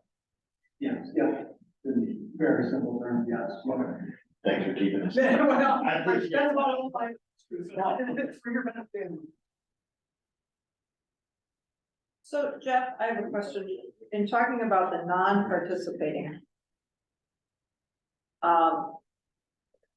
If the person is not participating in it, and the company goes to them and says, hey, we need to move this, can we get you to sign off? We're gonna throw some cash your way, what have you. Can that be taken care of? I mean, in the writing here, it talks about from a participating residential dwelling owner, but it doesn't say the non-participating. Can that happen? Where you would have, I mean, when you start labeling everybody as a non-participating, that they're not participating in the actual turbines, and you've got that setback. Well, let's say somebody's a non-participating, company goes and talks to them. To reduce that setback, now they're participating. Yeah, okay, that's what I wanted to make sure. So then you're changing that definition from. Yeah. From being the non-participating to now being a participating. And when they come through that conditional use permit process, that would be one of the requirements to list all those participating properties, whether or not they have a, single family home on them or not, so. Okay, Yeah. Or I should say a dwelling, so. So one of that's one of the issues is the non-participating, correct? So that would be on the company then to go out and to, however, turn that person from a non-participating into a participating. Is that the best language to have this written out by? Or should that say something different as far as identifying them as non-participating and then becoming participating? By default, that's what happens. I mean, I think it's well written the way it is, so. That's why I don't see the problem with the company, because then it throws it back on the company to say, you need to go out, you need to talk to these folks, you need to make it good for them. Agreed. You guys weren't part of the solar farm approval, but when we went to public hearing with the Board of Adjustments, there was a number of people there. And they were not vocal. They ended up being participants, even though they didn't have solar panels on their farm. You can see there was some compensation to make everybody happy by the end of the day. By the end of the day, you want to make everybody happy. I'm a firm believer of that. So, and it's their best interest too, the stewards of the land and so forth, because like you said, they have to live with us for a number of years, so. So I don't see that as a problem. I don't see that as a problem with the company, if we leave it to them to. Oh, that's their job. Rather than us changing the setback. Yeah.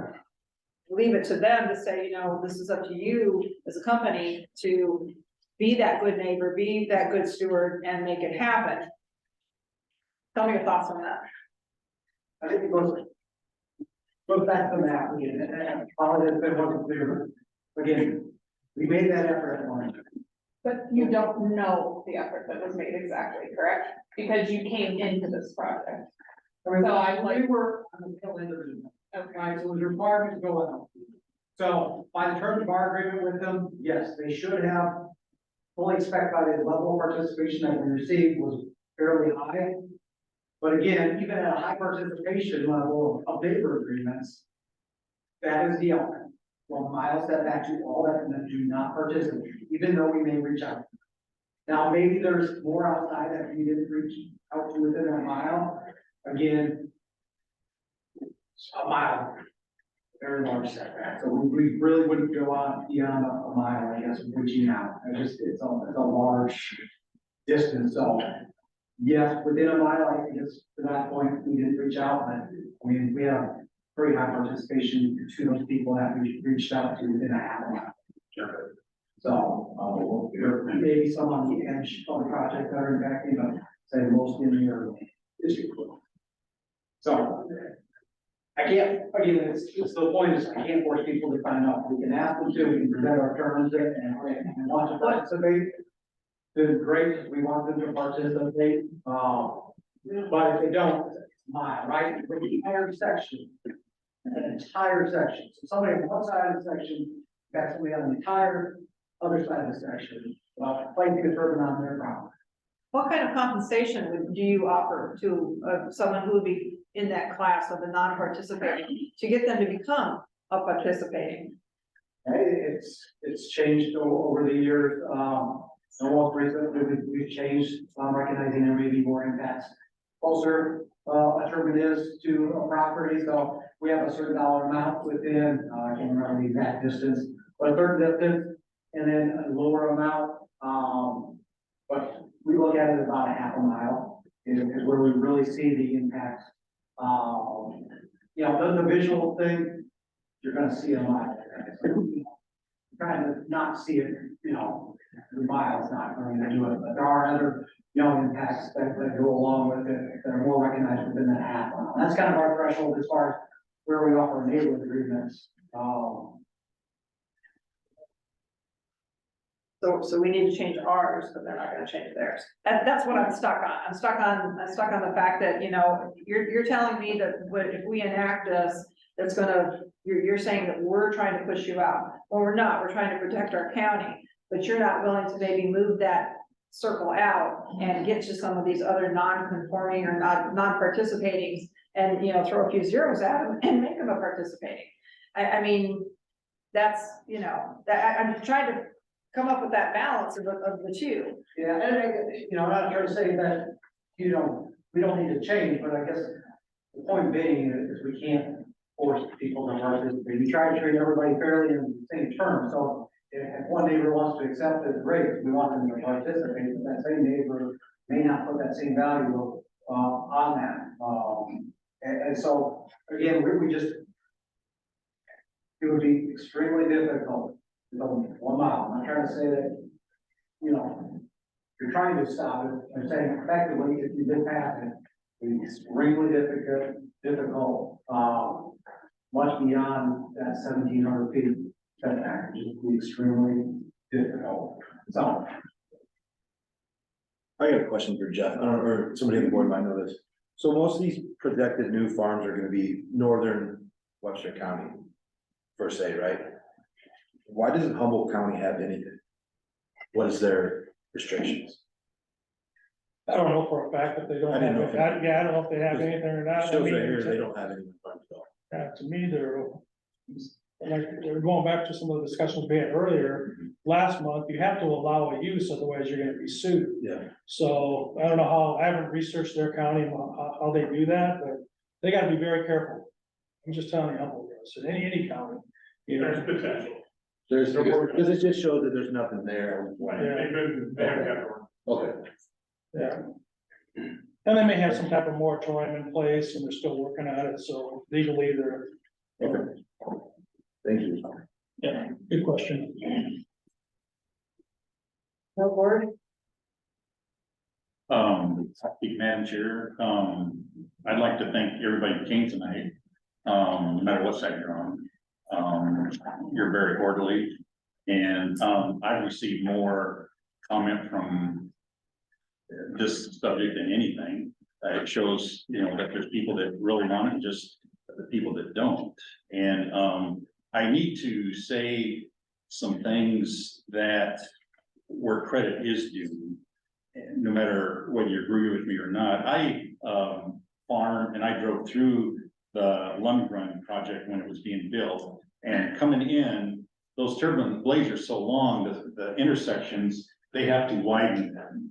And they have to put in culverts, they just don't mess around. So they make out, they take their intersections that the county maintains and they probably make them 3 times bigger. And then they put them back to normal. And in the time that I drove through, it wasn't real muddy or anything, but they did a good job. And I'm just saying that they, and maybe the solar farm, if it was wet and muddy, stuff's gonna happen like that. But when Lundgren, they did a good job, I thought. There were times you needed a pool, got to pick up people down the way. Are you familiar with the Lundgren project or? Yeah, it's down south, not right. Yeah. And I drove down, I have friends that live down there. But I also have friends that neighbors talking to last night in my area. On my road, I didn't meet anybody who wouldn't sign my petition. Yeah, I didn't talk to farmers, I just talked to the residents, people that live there that don't have a vested interest in that stuff. Yeah. And I was never asked. I don't live, a mile and a half north of that solar panel place. And if you drive by it lately and looked at it, it looks like a prison. So look at the eyesore at these. I guess, Madam Chair, I'm gonna make a motion that we table this and, I'd like to have, another meeting publicized better in a bigger room for everybody. Come gather more facts. We've got a petition, you guys are doing your homework and, I'd like to invite the entire county supervisors to either come. We're a board and we serve under them. We do a lot of the legwork. They have the final say. So, I don't want to make a decision here that they're gonna correct us on or anything. So I guess I'm gonna make a motion that we, table it. I know spring work's coming up. I'm just gonna throw out a date.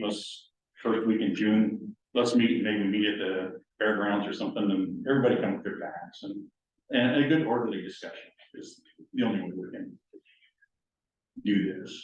And, it'll be a second order. So there's a motion on the table to table. For right now, do we have a second? I will second that. I Arlen still has a feel there's second? some more legwork to do here.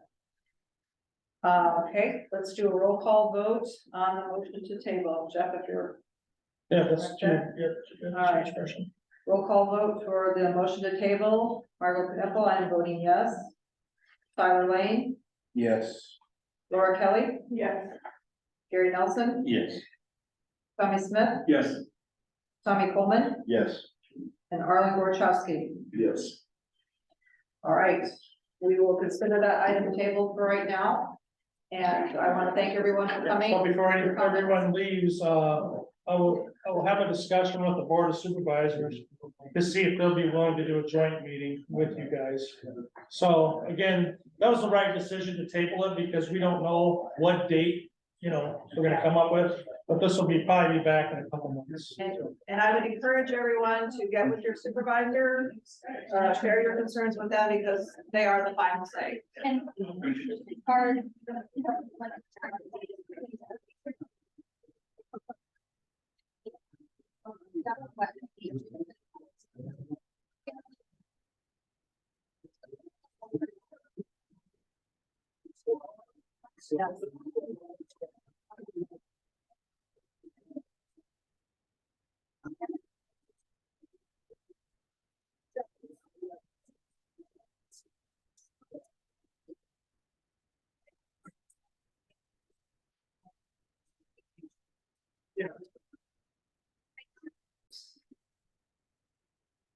All right, thank you.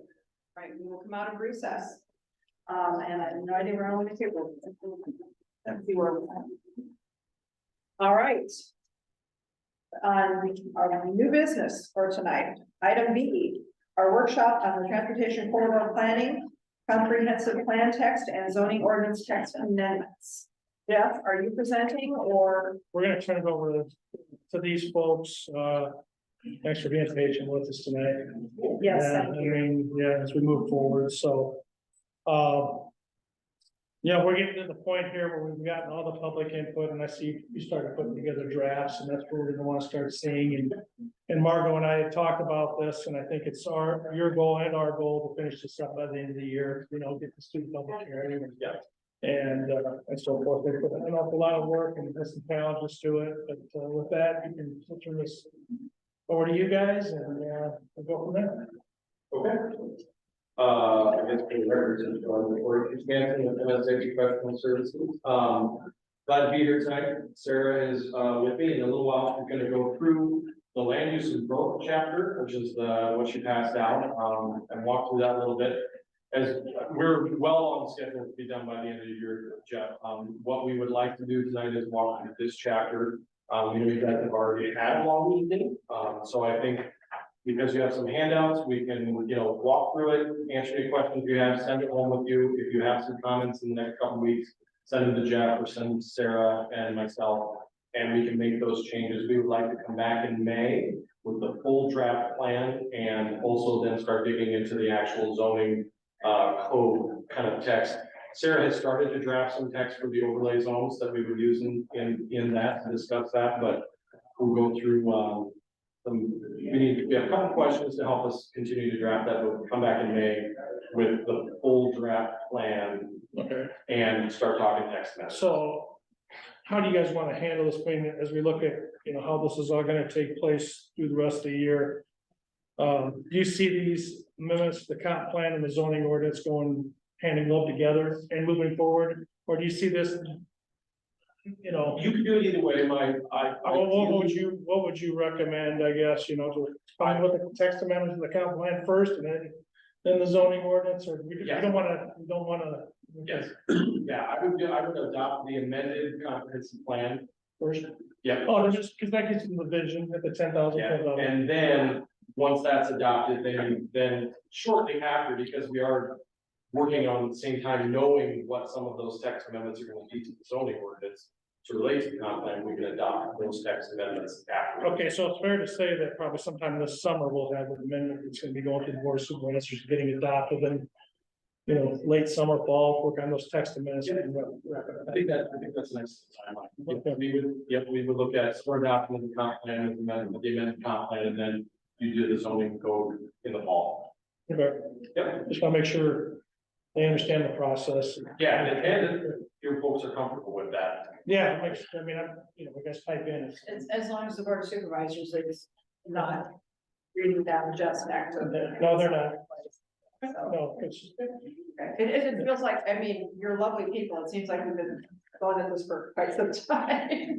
They inevitably, so you always have this set plan, like, oh, yeah, I'd love to rush through this, and It's then many months. there's always some meeting and some scheduling situations, and I would say that's what happened kind of this month, and then, of course, there's always like, let's pause a little bit and see if we can get some more feedback and that sort of thing, so, it is, we're on the right track, we just, the train slowed a little bit, and we can speed back up. Okay.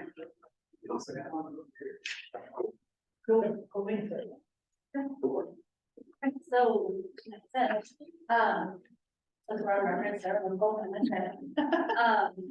We do have a few of the other chapters drafted. I would consider them less imperative, so like the community profile, it's a lot of data.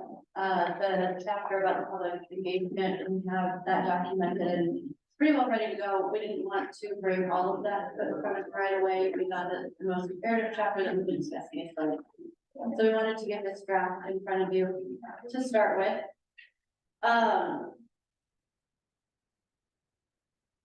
Let's see, we got the introduction, there's 3 pages in the draft that are like, the key land factors, we're pulling that information from the survey, and we'd like to have you all review it and contribute to what those factors are before we fill that in.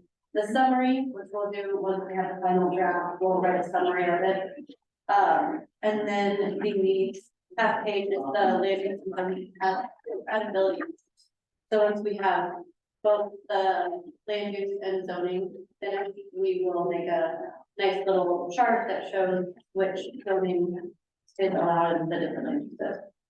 And that's on page 21. So those three will be filled out shortly. Yeah, and this is the first time I've looked at this, I think this is the first time anybody's looked at this, just so you know, and there's some things in here, nothing, you know. I encourage you guys to look during your spare time over the next couple of weeks, just read through it.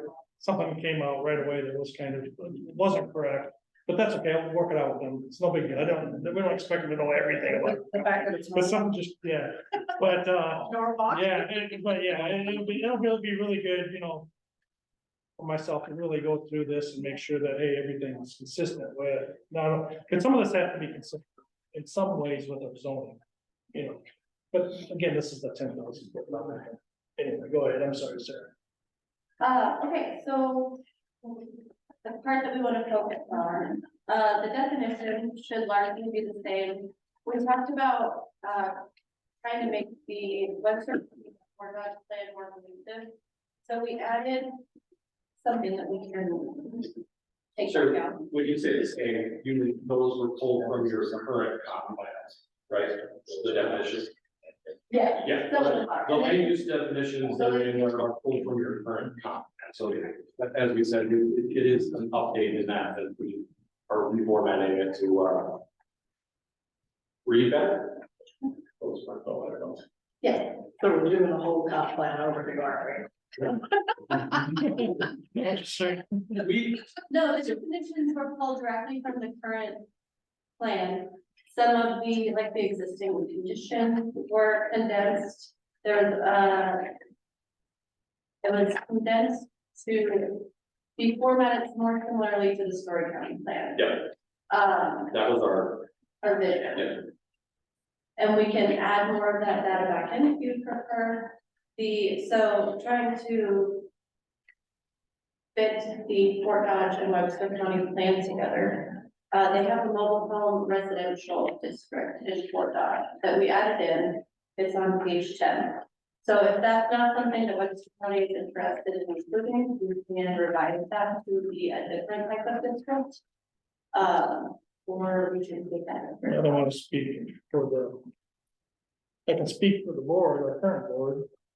I mean, get it out in terms of mobile homes. I'm a firm believer you need to provide an array of housing types. Don't get me wrong, but mobile homes, first of all, they're not the safest type of housing, and we'll just leave it as that. There's issues with that, and we don't want to be promoting. It'd be very difficult for me to come across the counter and want to come in with a new mobile home park and try to say, oh, we're doing this. Is you know, it's just forward. Yeah. Yeah, and is that our? I mean, they belong in the city and they serve a purpose for the city because they serve a And purpose. that's kind of an outdated thing though too, isn't it? I mean, It is, I mean, you see more of their manufactured, mobile's mobile, you know. Can be moved around a little bit, but yeah, it's how you define it. So yeah, prefab homes don't qualify as. No, it's a prefab homes, That's different. Well, what about? And they usually, section. those usually put on a permanent foundation, that's a big thing, like that, as long as they meet the building code and those types of things, that's not a big deal. And you most likely can put that into any zone that the same type of building would be allowed. oh, I see where you're getting that, Sarah, like, we have a zoning district, I think, it says mobile home, is that it? There is a zoning district that allows it, and there isn't a land use that allows it right now. Yeah, so you're gonna have to, yeah, okay. But we can look at other options, so it doesn't have to be mobile home residential, we can look at a higher density or some other housing. This is all, we'll look at that and try to, I'll look at. You don't necessarily have to put it on the map either, just because we read a designation, doesn't mean you have to map it. It just means that we have a land use designation that corresponds well with the zoning. Well, that's true too, like we had discussed earlier, you gotta allow the use.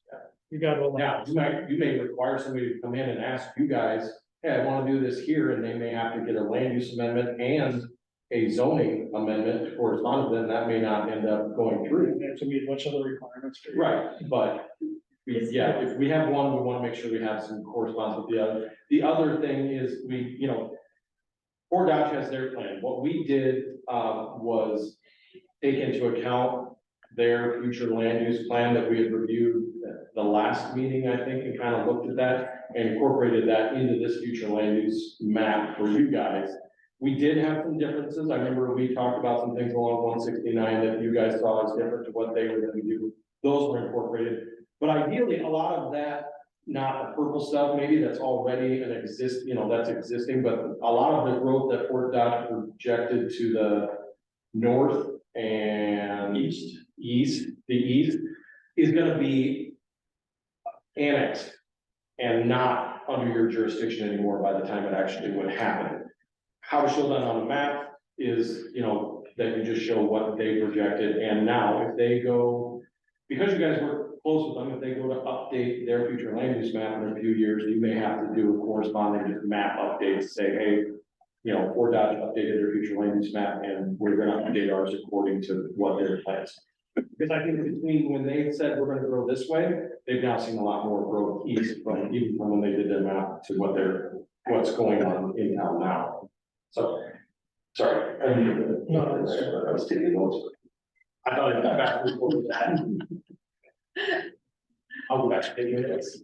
Well, now that we're on track, now I can think about it.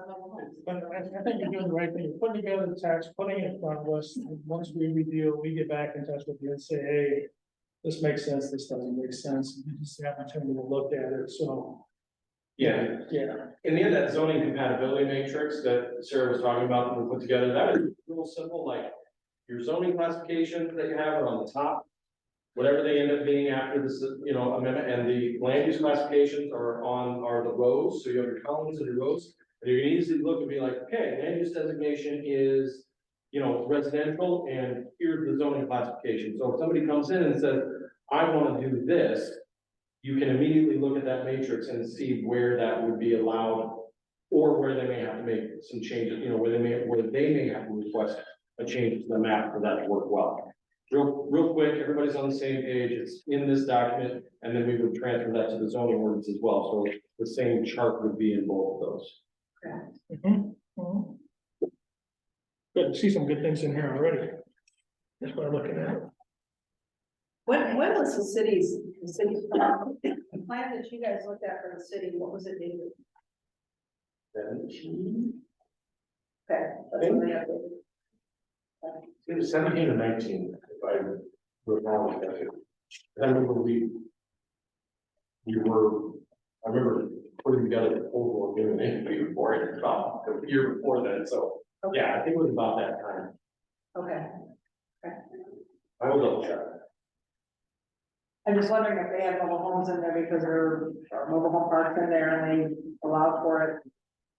They do. They were existing. They've been Yeah. existing for- They may not be expanding, but they made a classification that would correspond with what's there, so that you're not immediately making something legal non-conforming. And that's what I was wondering, you're not necessarily promoting that, they're just. They're not growing it, but they made it so that it can be what it is and not be, not. Like I said, legal non-conforming is a thing and it happens all the time. But if you know that whoever owns that park is gonna continue to operate it and is solvent and all those kind of things, it's probably not gonna go away. So it's in your best interest to just find a way to make it not have to come for a variance every time something is going, you know what I mean? Make it so that it has its own use and you just don't expand it. Yeah. I would say that is 99% of what you see mobile home parks in Iowa anymore is that they were existing, they've been existing probably before there was a zoning ordinance in cities, and they're kind of holding their own for the most part. It gets a little different when you go to Florida, North Carolina, those areas, because they do see an expansion in those, but it's a different market and a different development type. Did they put the shit that out by Buncombe? About that one last second. Mobile home park, I guess. And I want to, I'm thinking that somebody tried to expand it and. Is that chapter 4, what else you got coming towards us? The other chapters you said? Chapter 1, introduction, done for that. Chapter 2 is public engagement. Okay, And chapter 3 is the goals of the county element, so we have descriptions of each of those. yeah, this one here is land use and growth, okay. And the chapter, that's right. That'll be chapter. Transportation. And chapter 6 is implementation. Yeah. Okay, that's what you're really focusing on, is those. So we took the existing comp plan, added in the public feedback that we've gotten out of this process so far, and the guidance that you guys have given us, knowing that what we want to ideally do is modify the zoning code so that we have this overlay zone that sort of focus growth along select corridors, which is a part of this land use plan as well. The other chapters of the comprehensive plan, we shifted into those 6 chapters. So where are we at with all those other stuff? We getting, you getting the graph of those already?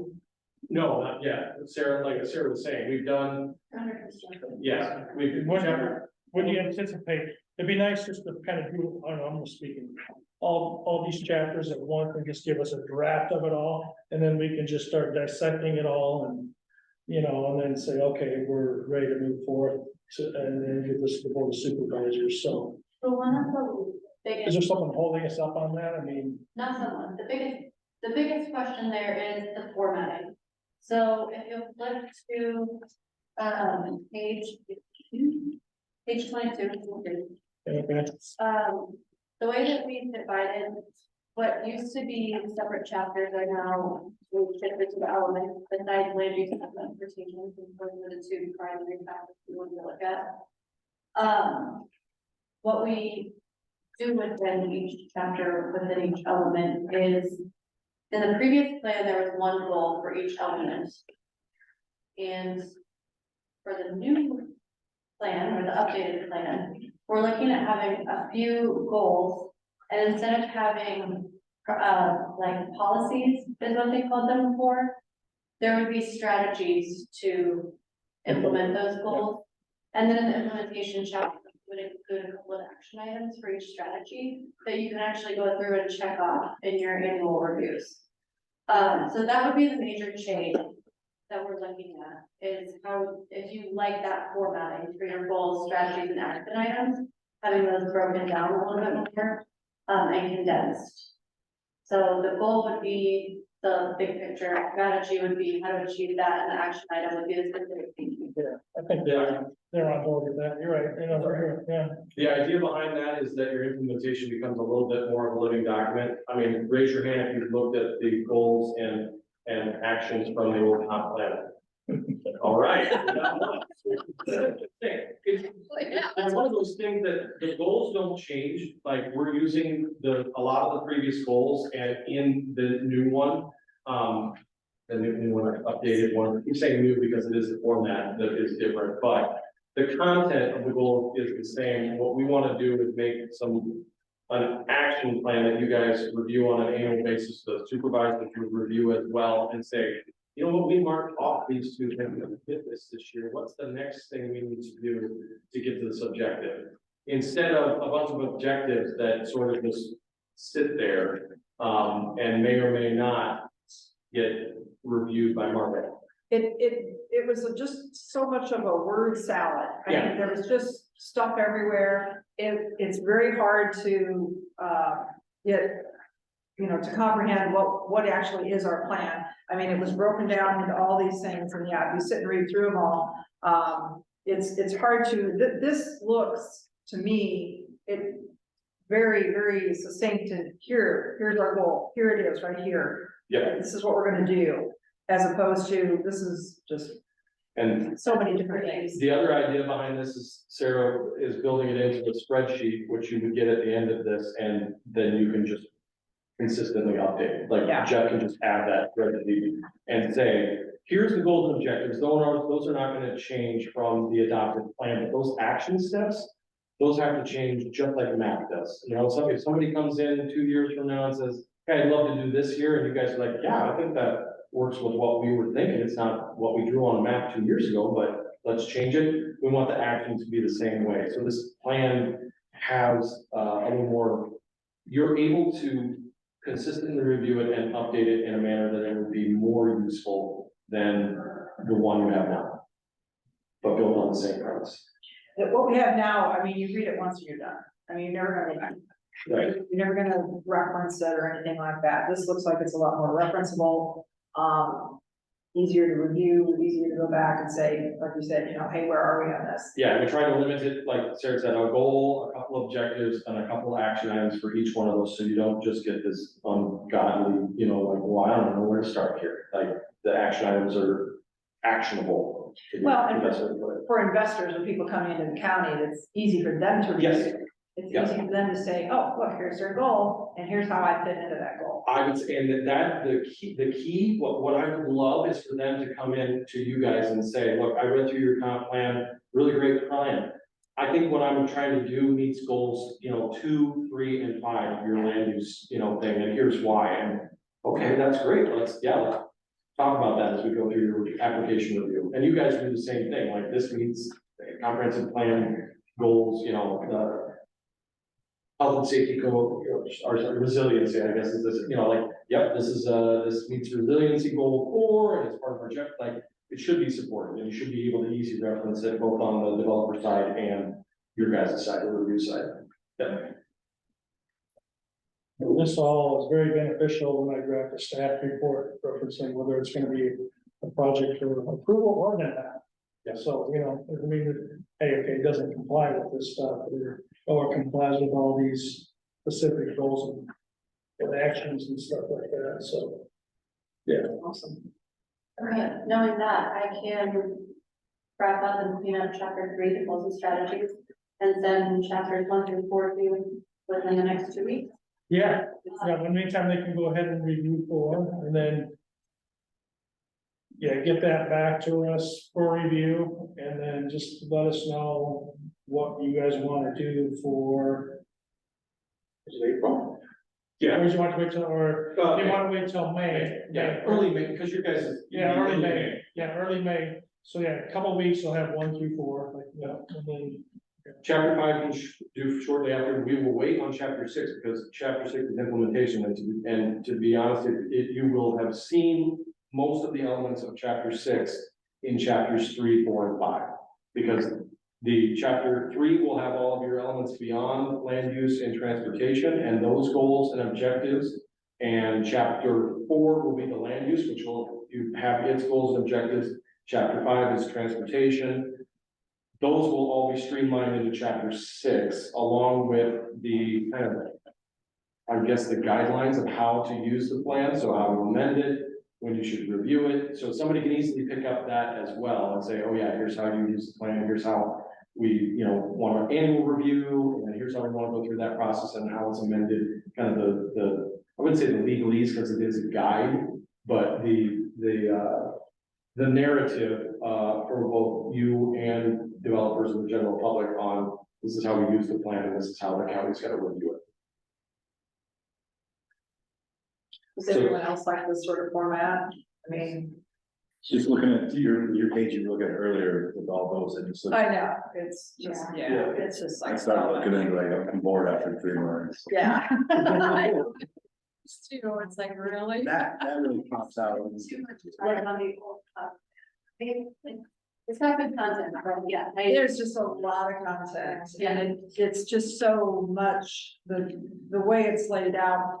When you look at this whole document, and then you look at Story County's document, you're like, why did I waste that, you know, time? Because Story County's is more, hey, boom, here we are, here's what we're doing. And this is, you're like you said, I mean, you're just like line after line going through this stuff, and it really doesn't tell you anything. I mean, other than nobody attended the meetings, you know, that's what it tells you. Yeah. So. And then, you know, we have a census in 2020, we able to pull some of this census data, I mean, you don't. Don't touch on it, I mean, you're not even going too much depth, but you guys. Yeah. The profile is updated, we can leave out some of Yeah, because there's some information that you guys. It doesn't have any impact. Yeah, you know, like, that you guys did with the consultant on trying to update. And some of it was adopted, some, and they didn't follow through with the rest of it. Well, we got bogged down on the census. I mean, we never got past the census information. Yeah, no, yeah. Because we never got it, and, you know, the pandemic hit and everything, but. Yeah, we I never got understand past it. everything. Okay, have we put all that together? Because I think we talked a little bit about history, about county history, and how there wasn't anything really in, That's what I'm It's- still. yeah, it stopped like at a certain point and it didn't go anywhere else. Now, whether or not that's important information, you know, that could be for another discussion. That actually probably is a pretty good discussion, because I'm guessing Sarah has a draft of the introduction chapter that has the content from your previous history, because that's normally where we put that. I do, but I made it a visual, just a timeline that you can see in the content. My question for how we're working at doing comp plans and where we would lead you is how important to that is, how important is the history of the county? Is it not reported anywhere else? My guess is it is. Is that important to making a decision about somebody coming in and wanting to do a development in an area that currently it isn't slated for? Knowing that history changes with that. The history that was in it, probably not that much pertaining to something like that. I think what we had talked about was doing more of a kind of an overview background. I mean, the fact that, you know, we had so many packing plants here and they're now gone.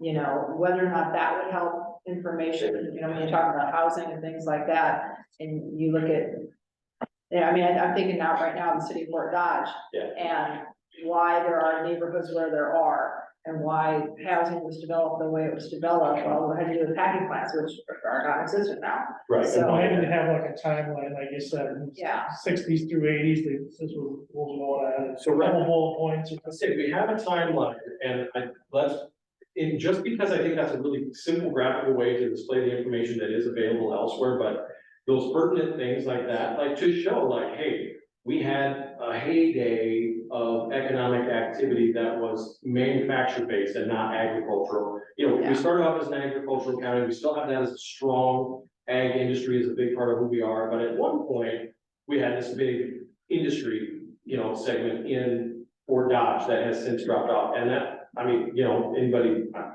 not a Fort Dodge native or anything, but I would tell you that like, the city has struggled since that economic driver wasn't there anymore, and it is what it is.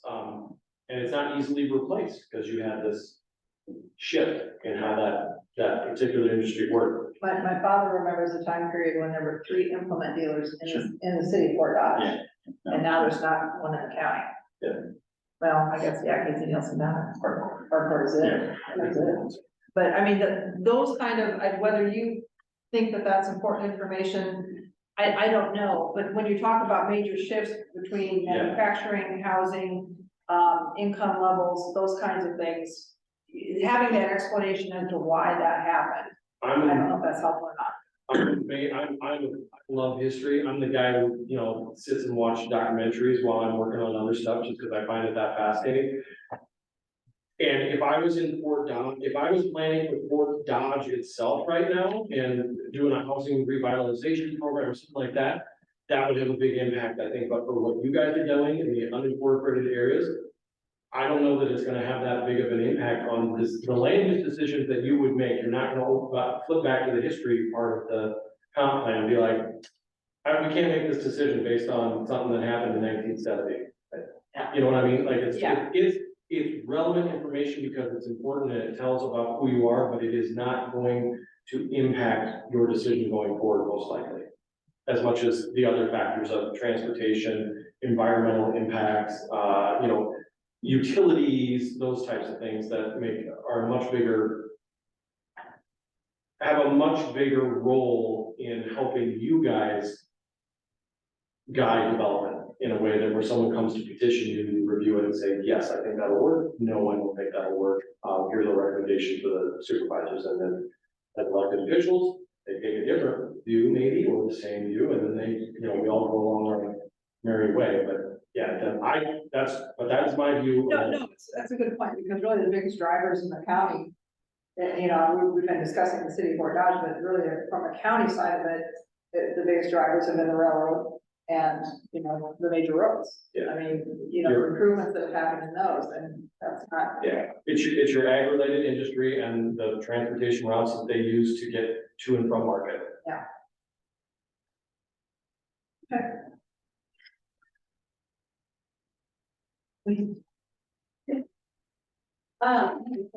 Besides having the other three factors out, I will look into what other options we have for this mobile home residential or alternative residential. To continue kind of with these things. Yeah, no, that's okay, I mean, yeah, you gotta allow the use, move forward with it, Can that be addressed in another area? Well, I would think that we would want to relook at the minimum lot area and a bunch of things like that if we were going to go forward with having that effect outside of town. You have a current zone for it, right? Mobile homes. no, it's allowed in the R3 zone, district residential. To be honest, I would leave that Mobile home residential. alone and make sure that it's like codified and up to date with its code, with its current terms, all that kind of stuff. And I would probably, we may not make it a separate district under land use, we will just, so actually, this is the beauty of that land use compatibility matrix. We can easily list that R3 and, you know, in that case, we maybe just partially compatible and we don't draw it anywhere on the map, because to be honest, I would not recommend that you create mobile homes in the unincorporated parts of the county. I don't think that that's an appropriate use. It's gonna have to have community well, it's gonna have to have some type of community septic. You can't, I mean, unless they're just building mobile homes on a lot by themselves, and again, that would be something that I think is a good character thing. They wanna do a manufactured home, bring it in, put it on a permanent foundation, great. You know, who's gonna know the difference in after it gets assembled? But mobile homes are not something that, until you have people like screaming at you to make that happen, I wouldn't open up the door. That's why I didn't know of requirements for it, rather than it being its own R3, if they could just be tucked in on underneath, you know, Is that the as a only, conditional use or something. is that the only thing that's allowed in R3? I'd have to go back, it's probably a conditional use in the word. In R3? Okay, yeah, just leave it how it is. Yeah, To be honest, that's a good way to do it. So it's R3 because it is dense development, so that's your most dense residential zone in the unincorporated area. And it has to go through a conditional use permit because it is different than, some single family homes on individual lots. Because you have some rental issues there, you have other things to protect those people from. Fire protection is one of the ones we always run into with mobile home parks, especially ones that were built years and years ago. They might have 2-inch mains running through the whole mobile home the park. conditional use is the way to go, and that condition will require we do certain improvements and everything else. So yeah, I leave it the way it is, and I will just, I think we will take it out of the land use classification as an individual land use classification. And on the zoning matrix, it would still just be an R3 use with conditional use. It won't change. No, just, Okay. Thanks. You're doing a great job, Sarah. Well, I'm done. Are there any questions here? I got my list out for me. Yeah, I know you guys. yeah, so the next couple of weeks, go ahead and, We're gonna send 1 through 3. You've got yeah, 4. send it to us, then we'll send it on to these, and then we'll come back in May. Yep, and we'll get chapter 5 by May 2, and so the idea is you have all of that before the May meeting, we'll come back in, go through what comments we haven't received or updated view versions of those. We don't wanna spend a whole time digging through a document. What I really wanna do at the May meetings is say, okay, we're here on the documents.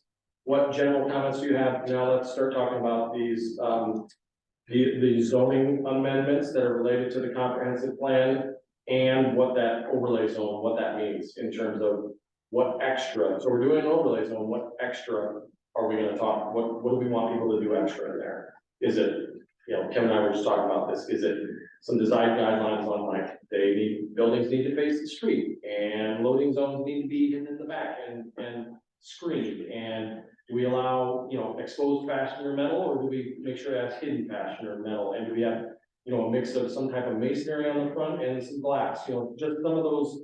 If you're gonna allow this, it's not like it's a pole barn in the middle of nowhere that somebody's using for, you know, to fix up cars or tractors or whatever it is.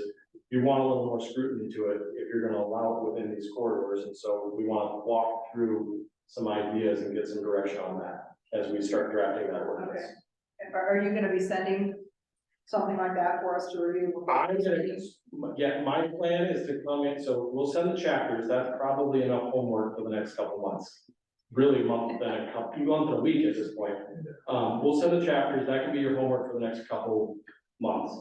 I will come in that night, and what normally works well is we look at some, like, kind of, think of this as spread, like, here's if we kept it how it is, here's your current regulations and how that development might look like. Here's the extreme, and then like, where do you guys want to fall in the middle? And then we will draft text to follow your direction. Because my understanding from our previous meeting is that for these areas, we want to write this so that design review comes to you guys for those overlay areas. Yeah, we got more discussion on that. I mean, I would like the design review, again, we're not talking about anything that's too restrictive, but something that obviously is, you're not gonna have junk along these corridors, it's gonna look aesthetically pleasing. And we'll define what that is, Right. but to make this for the final decision maker. This could be a building permit that comes in, that's an outright permitted use, but it still has to come to you.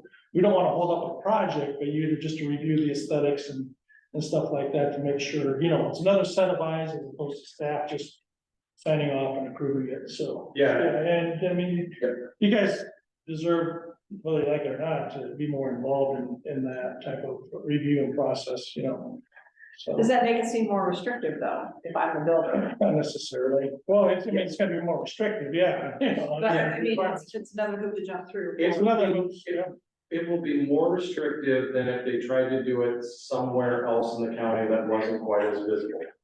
but it's, But we'll also, no, that's okay, no, it's the idea is to keep that development consistent and, with that and not try to. Yeah, the other thing is some of the uses that might be requested in those areas we've identified, you probably wouldn't allow those in the middle of somewhere else in the county. Now, if they're existing, obviously they're legal non-conforming, but if somebody wanted to do the same thing, out in the middle of nowhere and nothing but agricultural land, they probably wouldn't do it because it doesn't make a lot of market sense, but you also probably wouldn't allow it because that use wasn't, that's an ag use, we're not gonna have a giant commercial thing in the middle of there, whatever it is. The way your guys is set up right now, we are not rezoning. We are not redesignating the land use under those corridor areas. We were saying that the county is open to seeing what applicants would like to do within these corridors. That puts the onus on the applicant, so there's a little bit of extra step there, but that puts that onus on them to come in and say, look, I have some property in one of these overlay zones. I would like to rezone to commercial and industrial. Here's what I want to do. And then you guys would say, that's in one of our overlay zones. Yep, fill out this rezoning application and you're gonna need to see your site plans and we want to see some elevations of these. maybe landscape plan, yeah. Yep, and here's our guidelines for the overlay zone on what we're gonna wanna review in there, and that's the discussion. So yeah, it is a little bit of extra, but you're also talking about very visible parts of the unincorporated area where you're gonna. Yeah, correct. I mean, like the Stubb Travel Center, I mean, right now, someone could come in right next to it on the other side and put up a tent shack and there's no aesthetics or nothing, and Kevin sells the land. I know Kevin would want to support this, something that's reasonable and, that's gonna benefit the county. It's gonna, help him maintain the value of that business. Yep, you wanna add to that value. Yeah, you don't want to detract it. Yep, exactly. So it's very important we establish these aesthetics and so forth. So yeah, that's my plan for meetings. We'll have this ahead of time. We can walk through it a little bit. Hopefully you guys won't have a public hearing beforehand that fires you all out. Heats up the room. No, I think this topic is gonna be under a different venue in the future, you know what I mean? Yeah, we don't wanna bog you down with that, so if this moves forward, I don't know if it's gonna move forward with that. We'll have to see what the supervisors have to say. That was the right decision on the table, so. Anyway, we will be back in May. And we will walk through the start of the design guidelines after we review the document that you will receive between now and then. Okay, good. Thank you very much. That's awesome, thank you. All right, do you have any other comments, questions, anything else from the board? I will see if we have any more program. You will motion? All right, do I have a second? I'll second. All right. All those in favor of adjournment, say aye, please. Any opposed? All right, we are.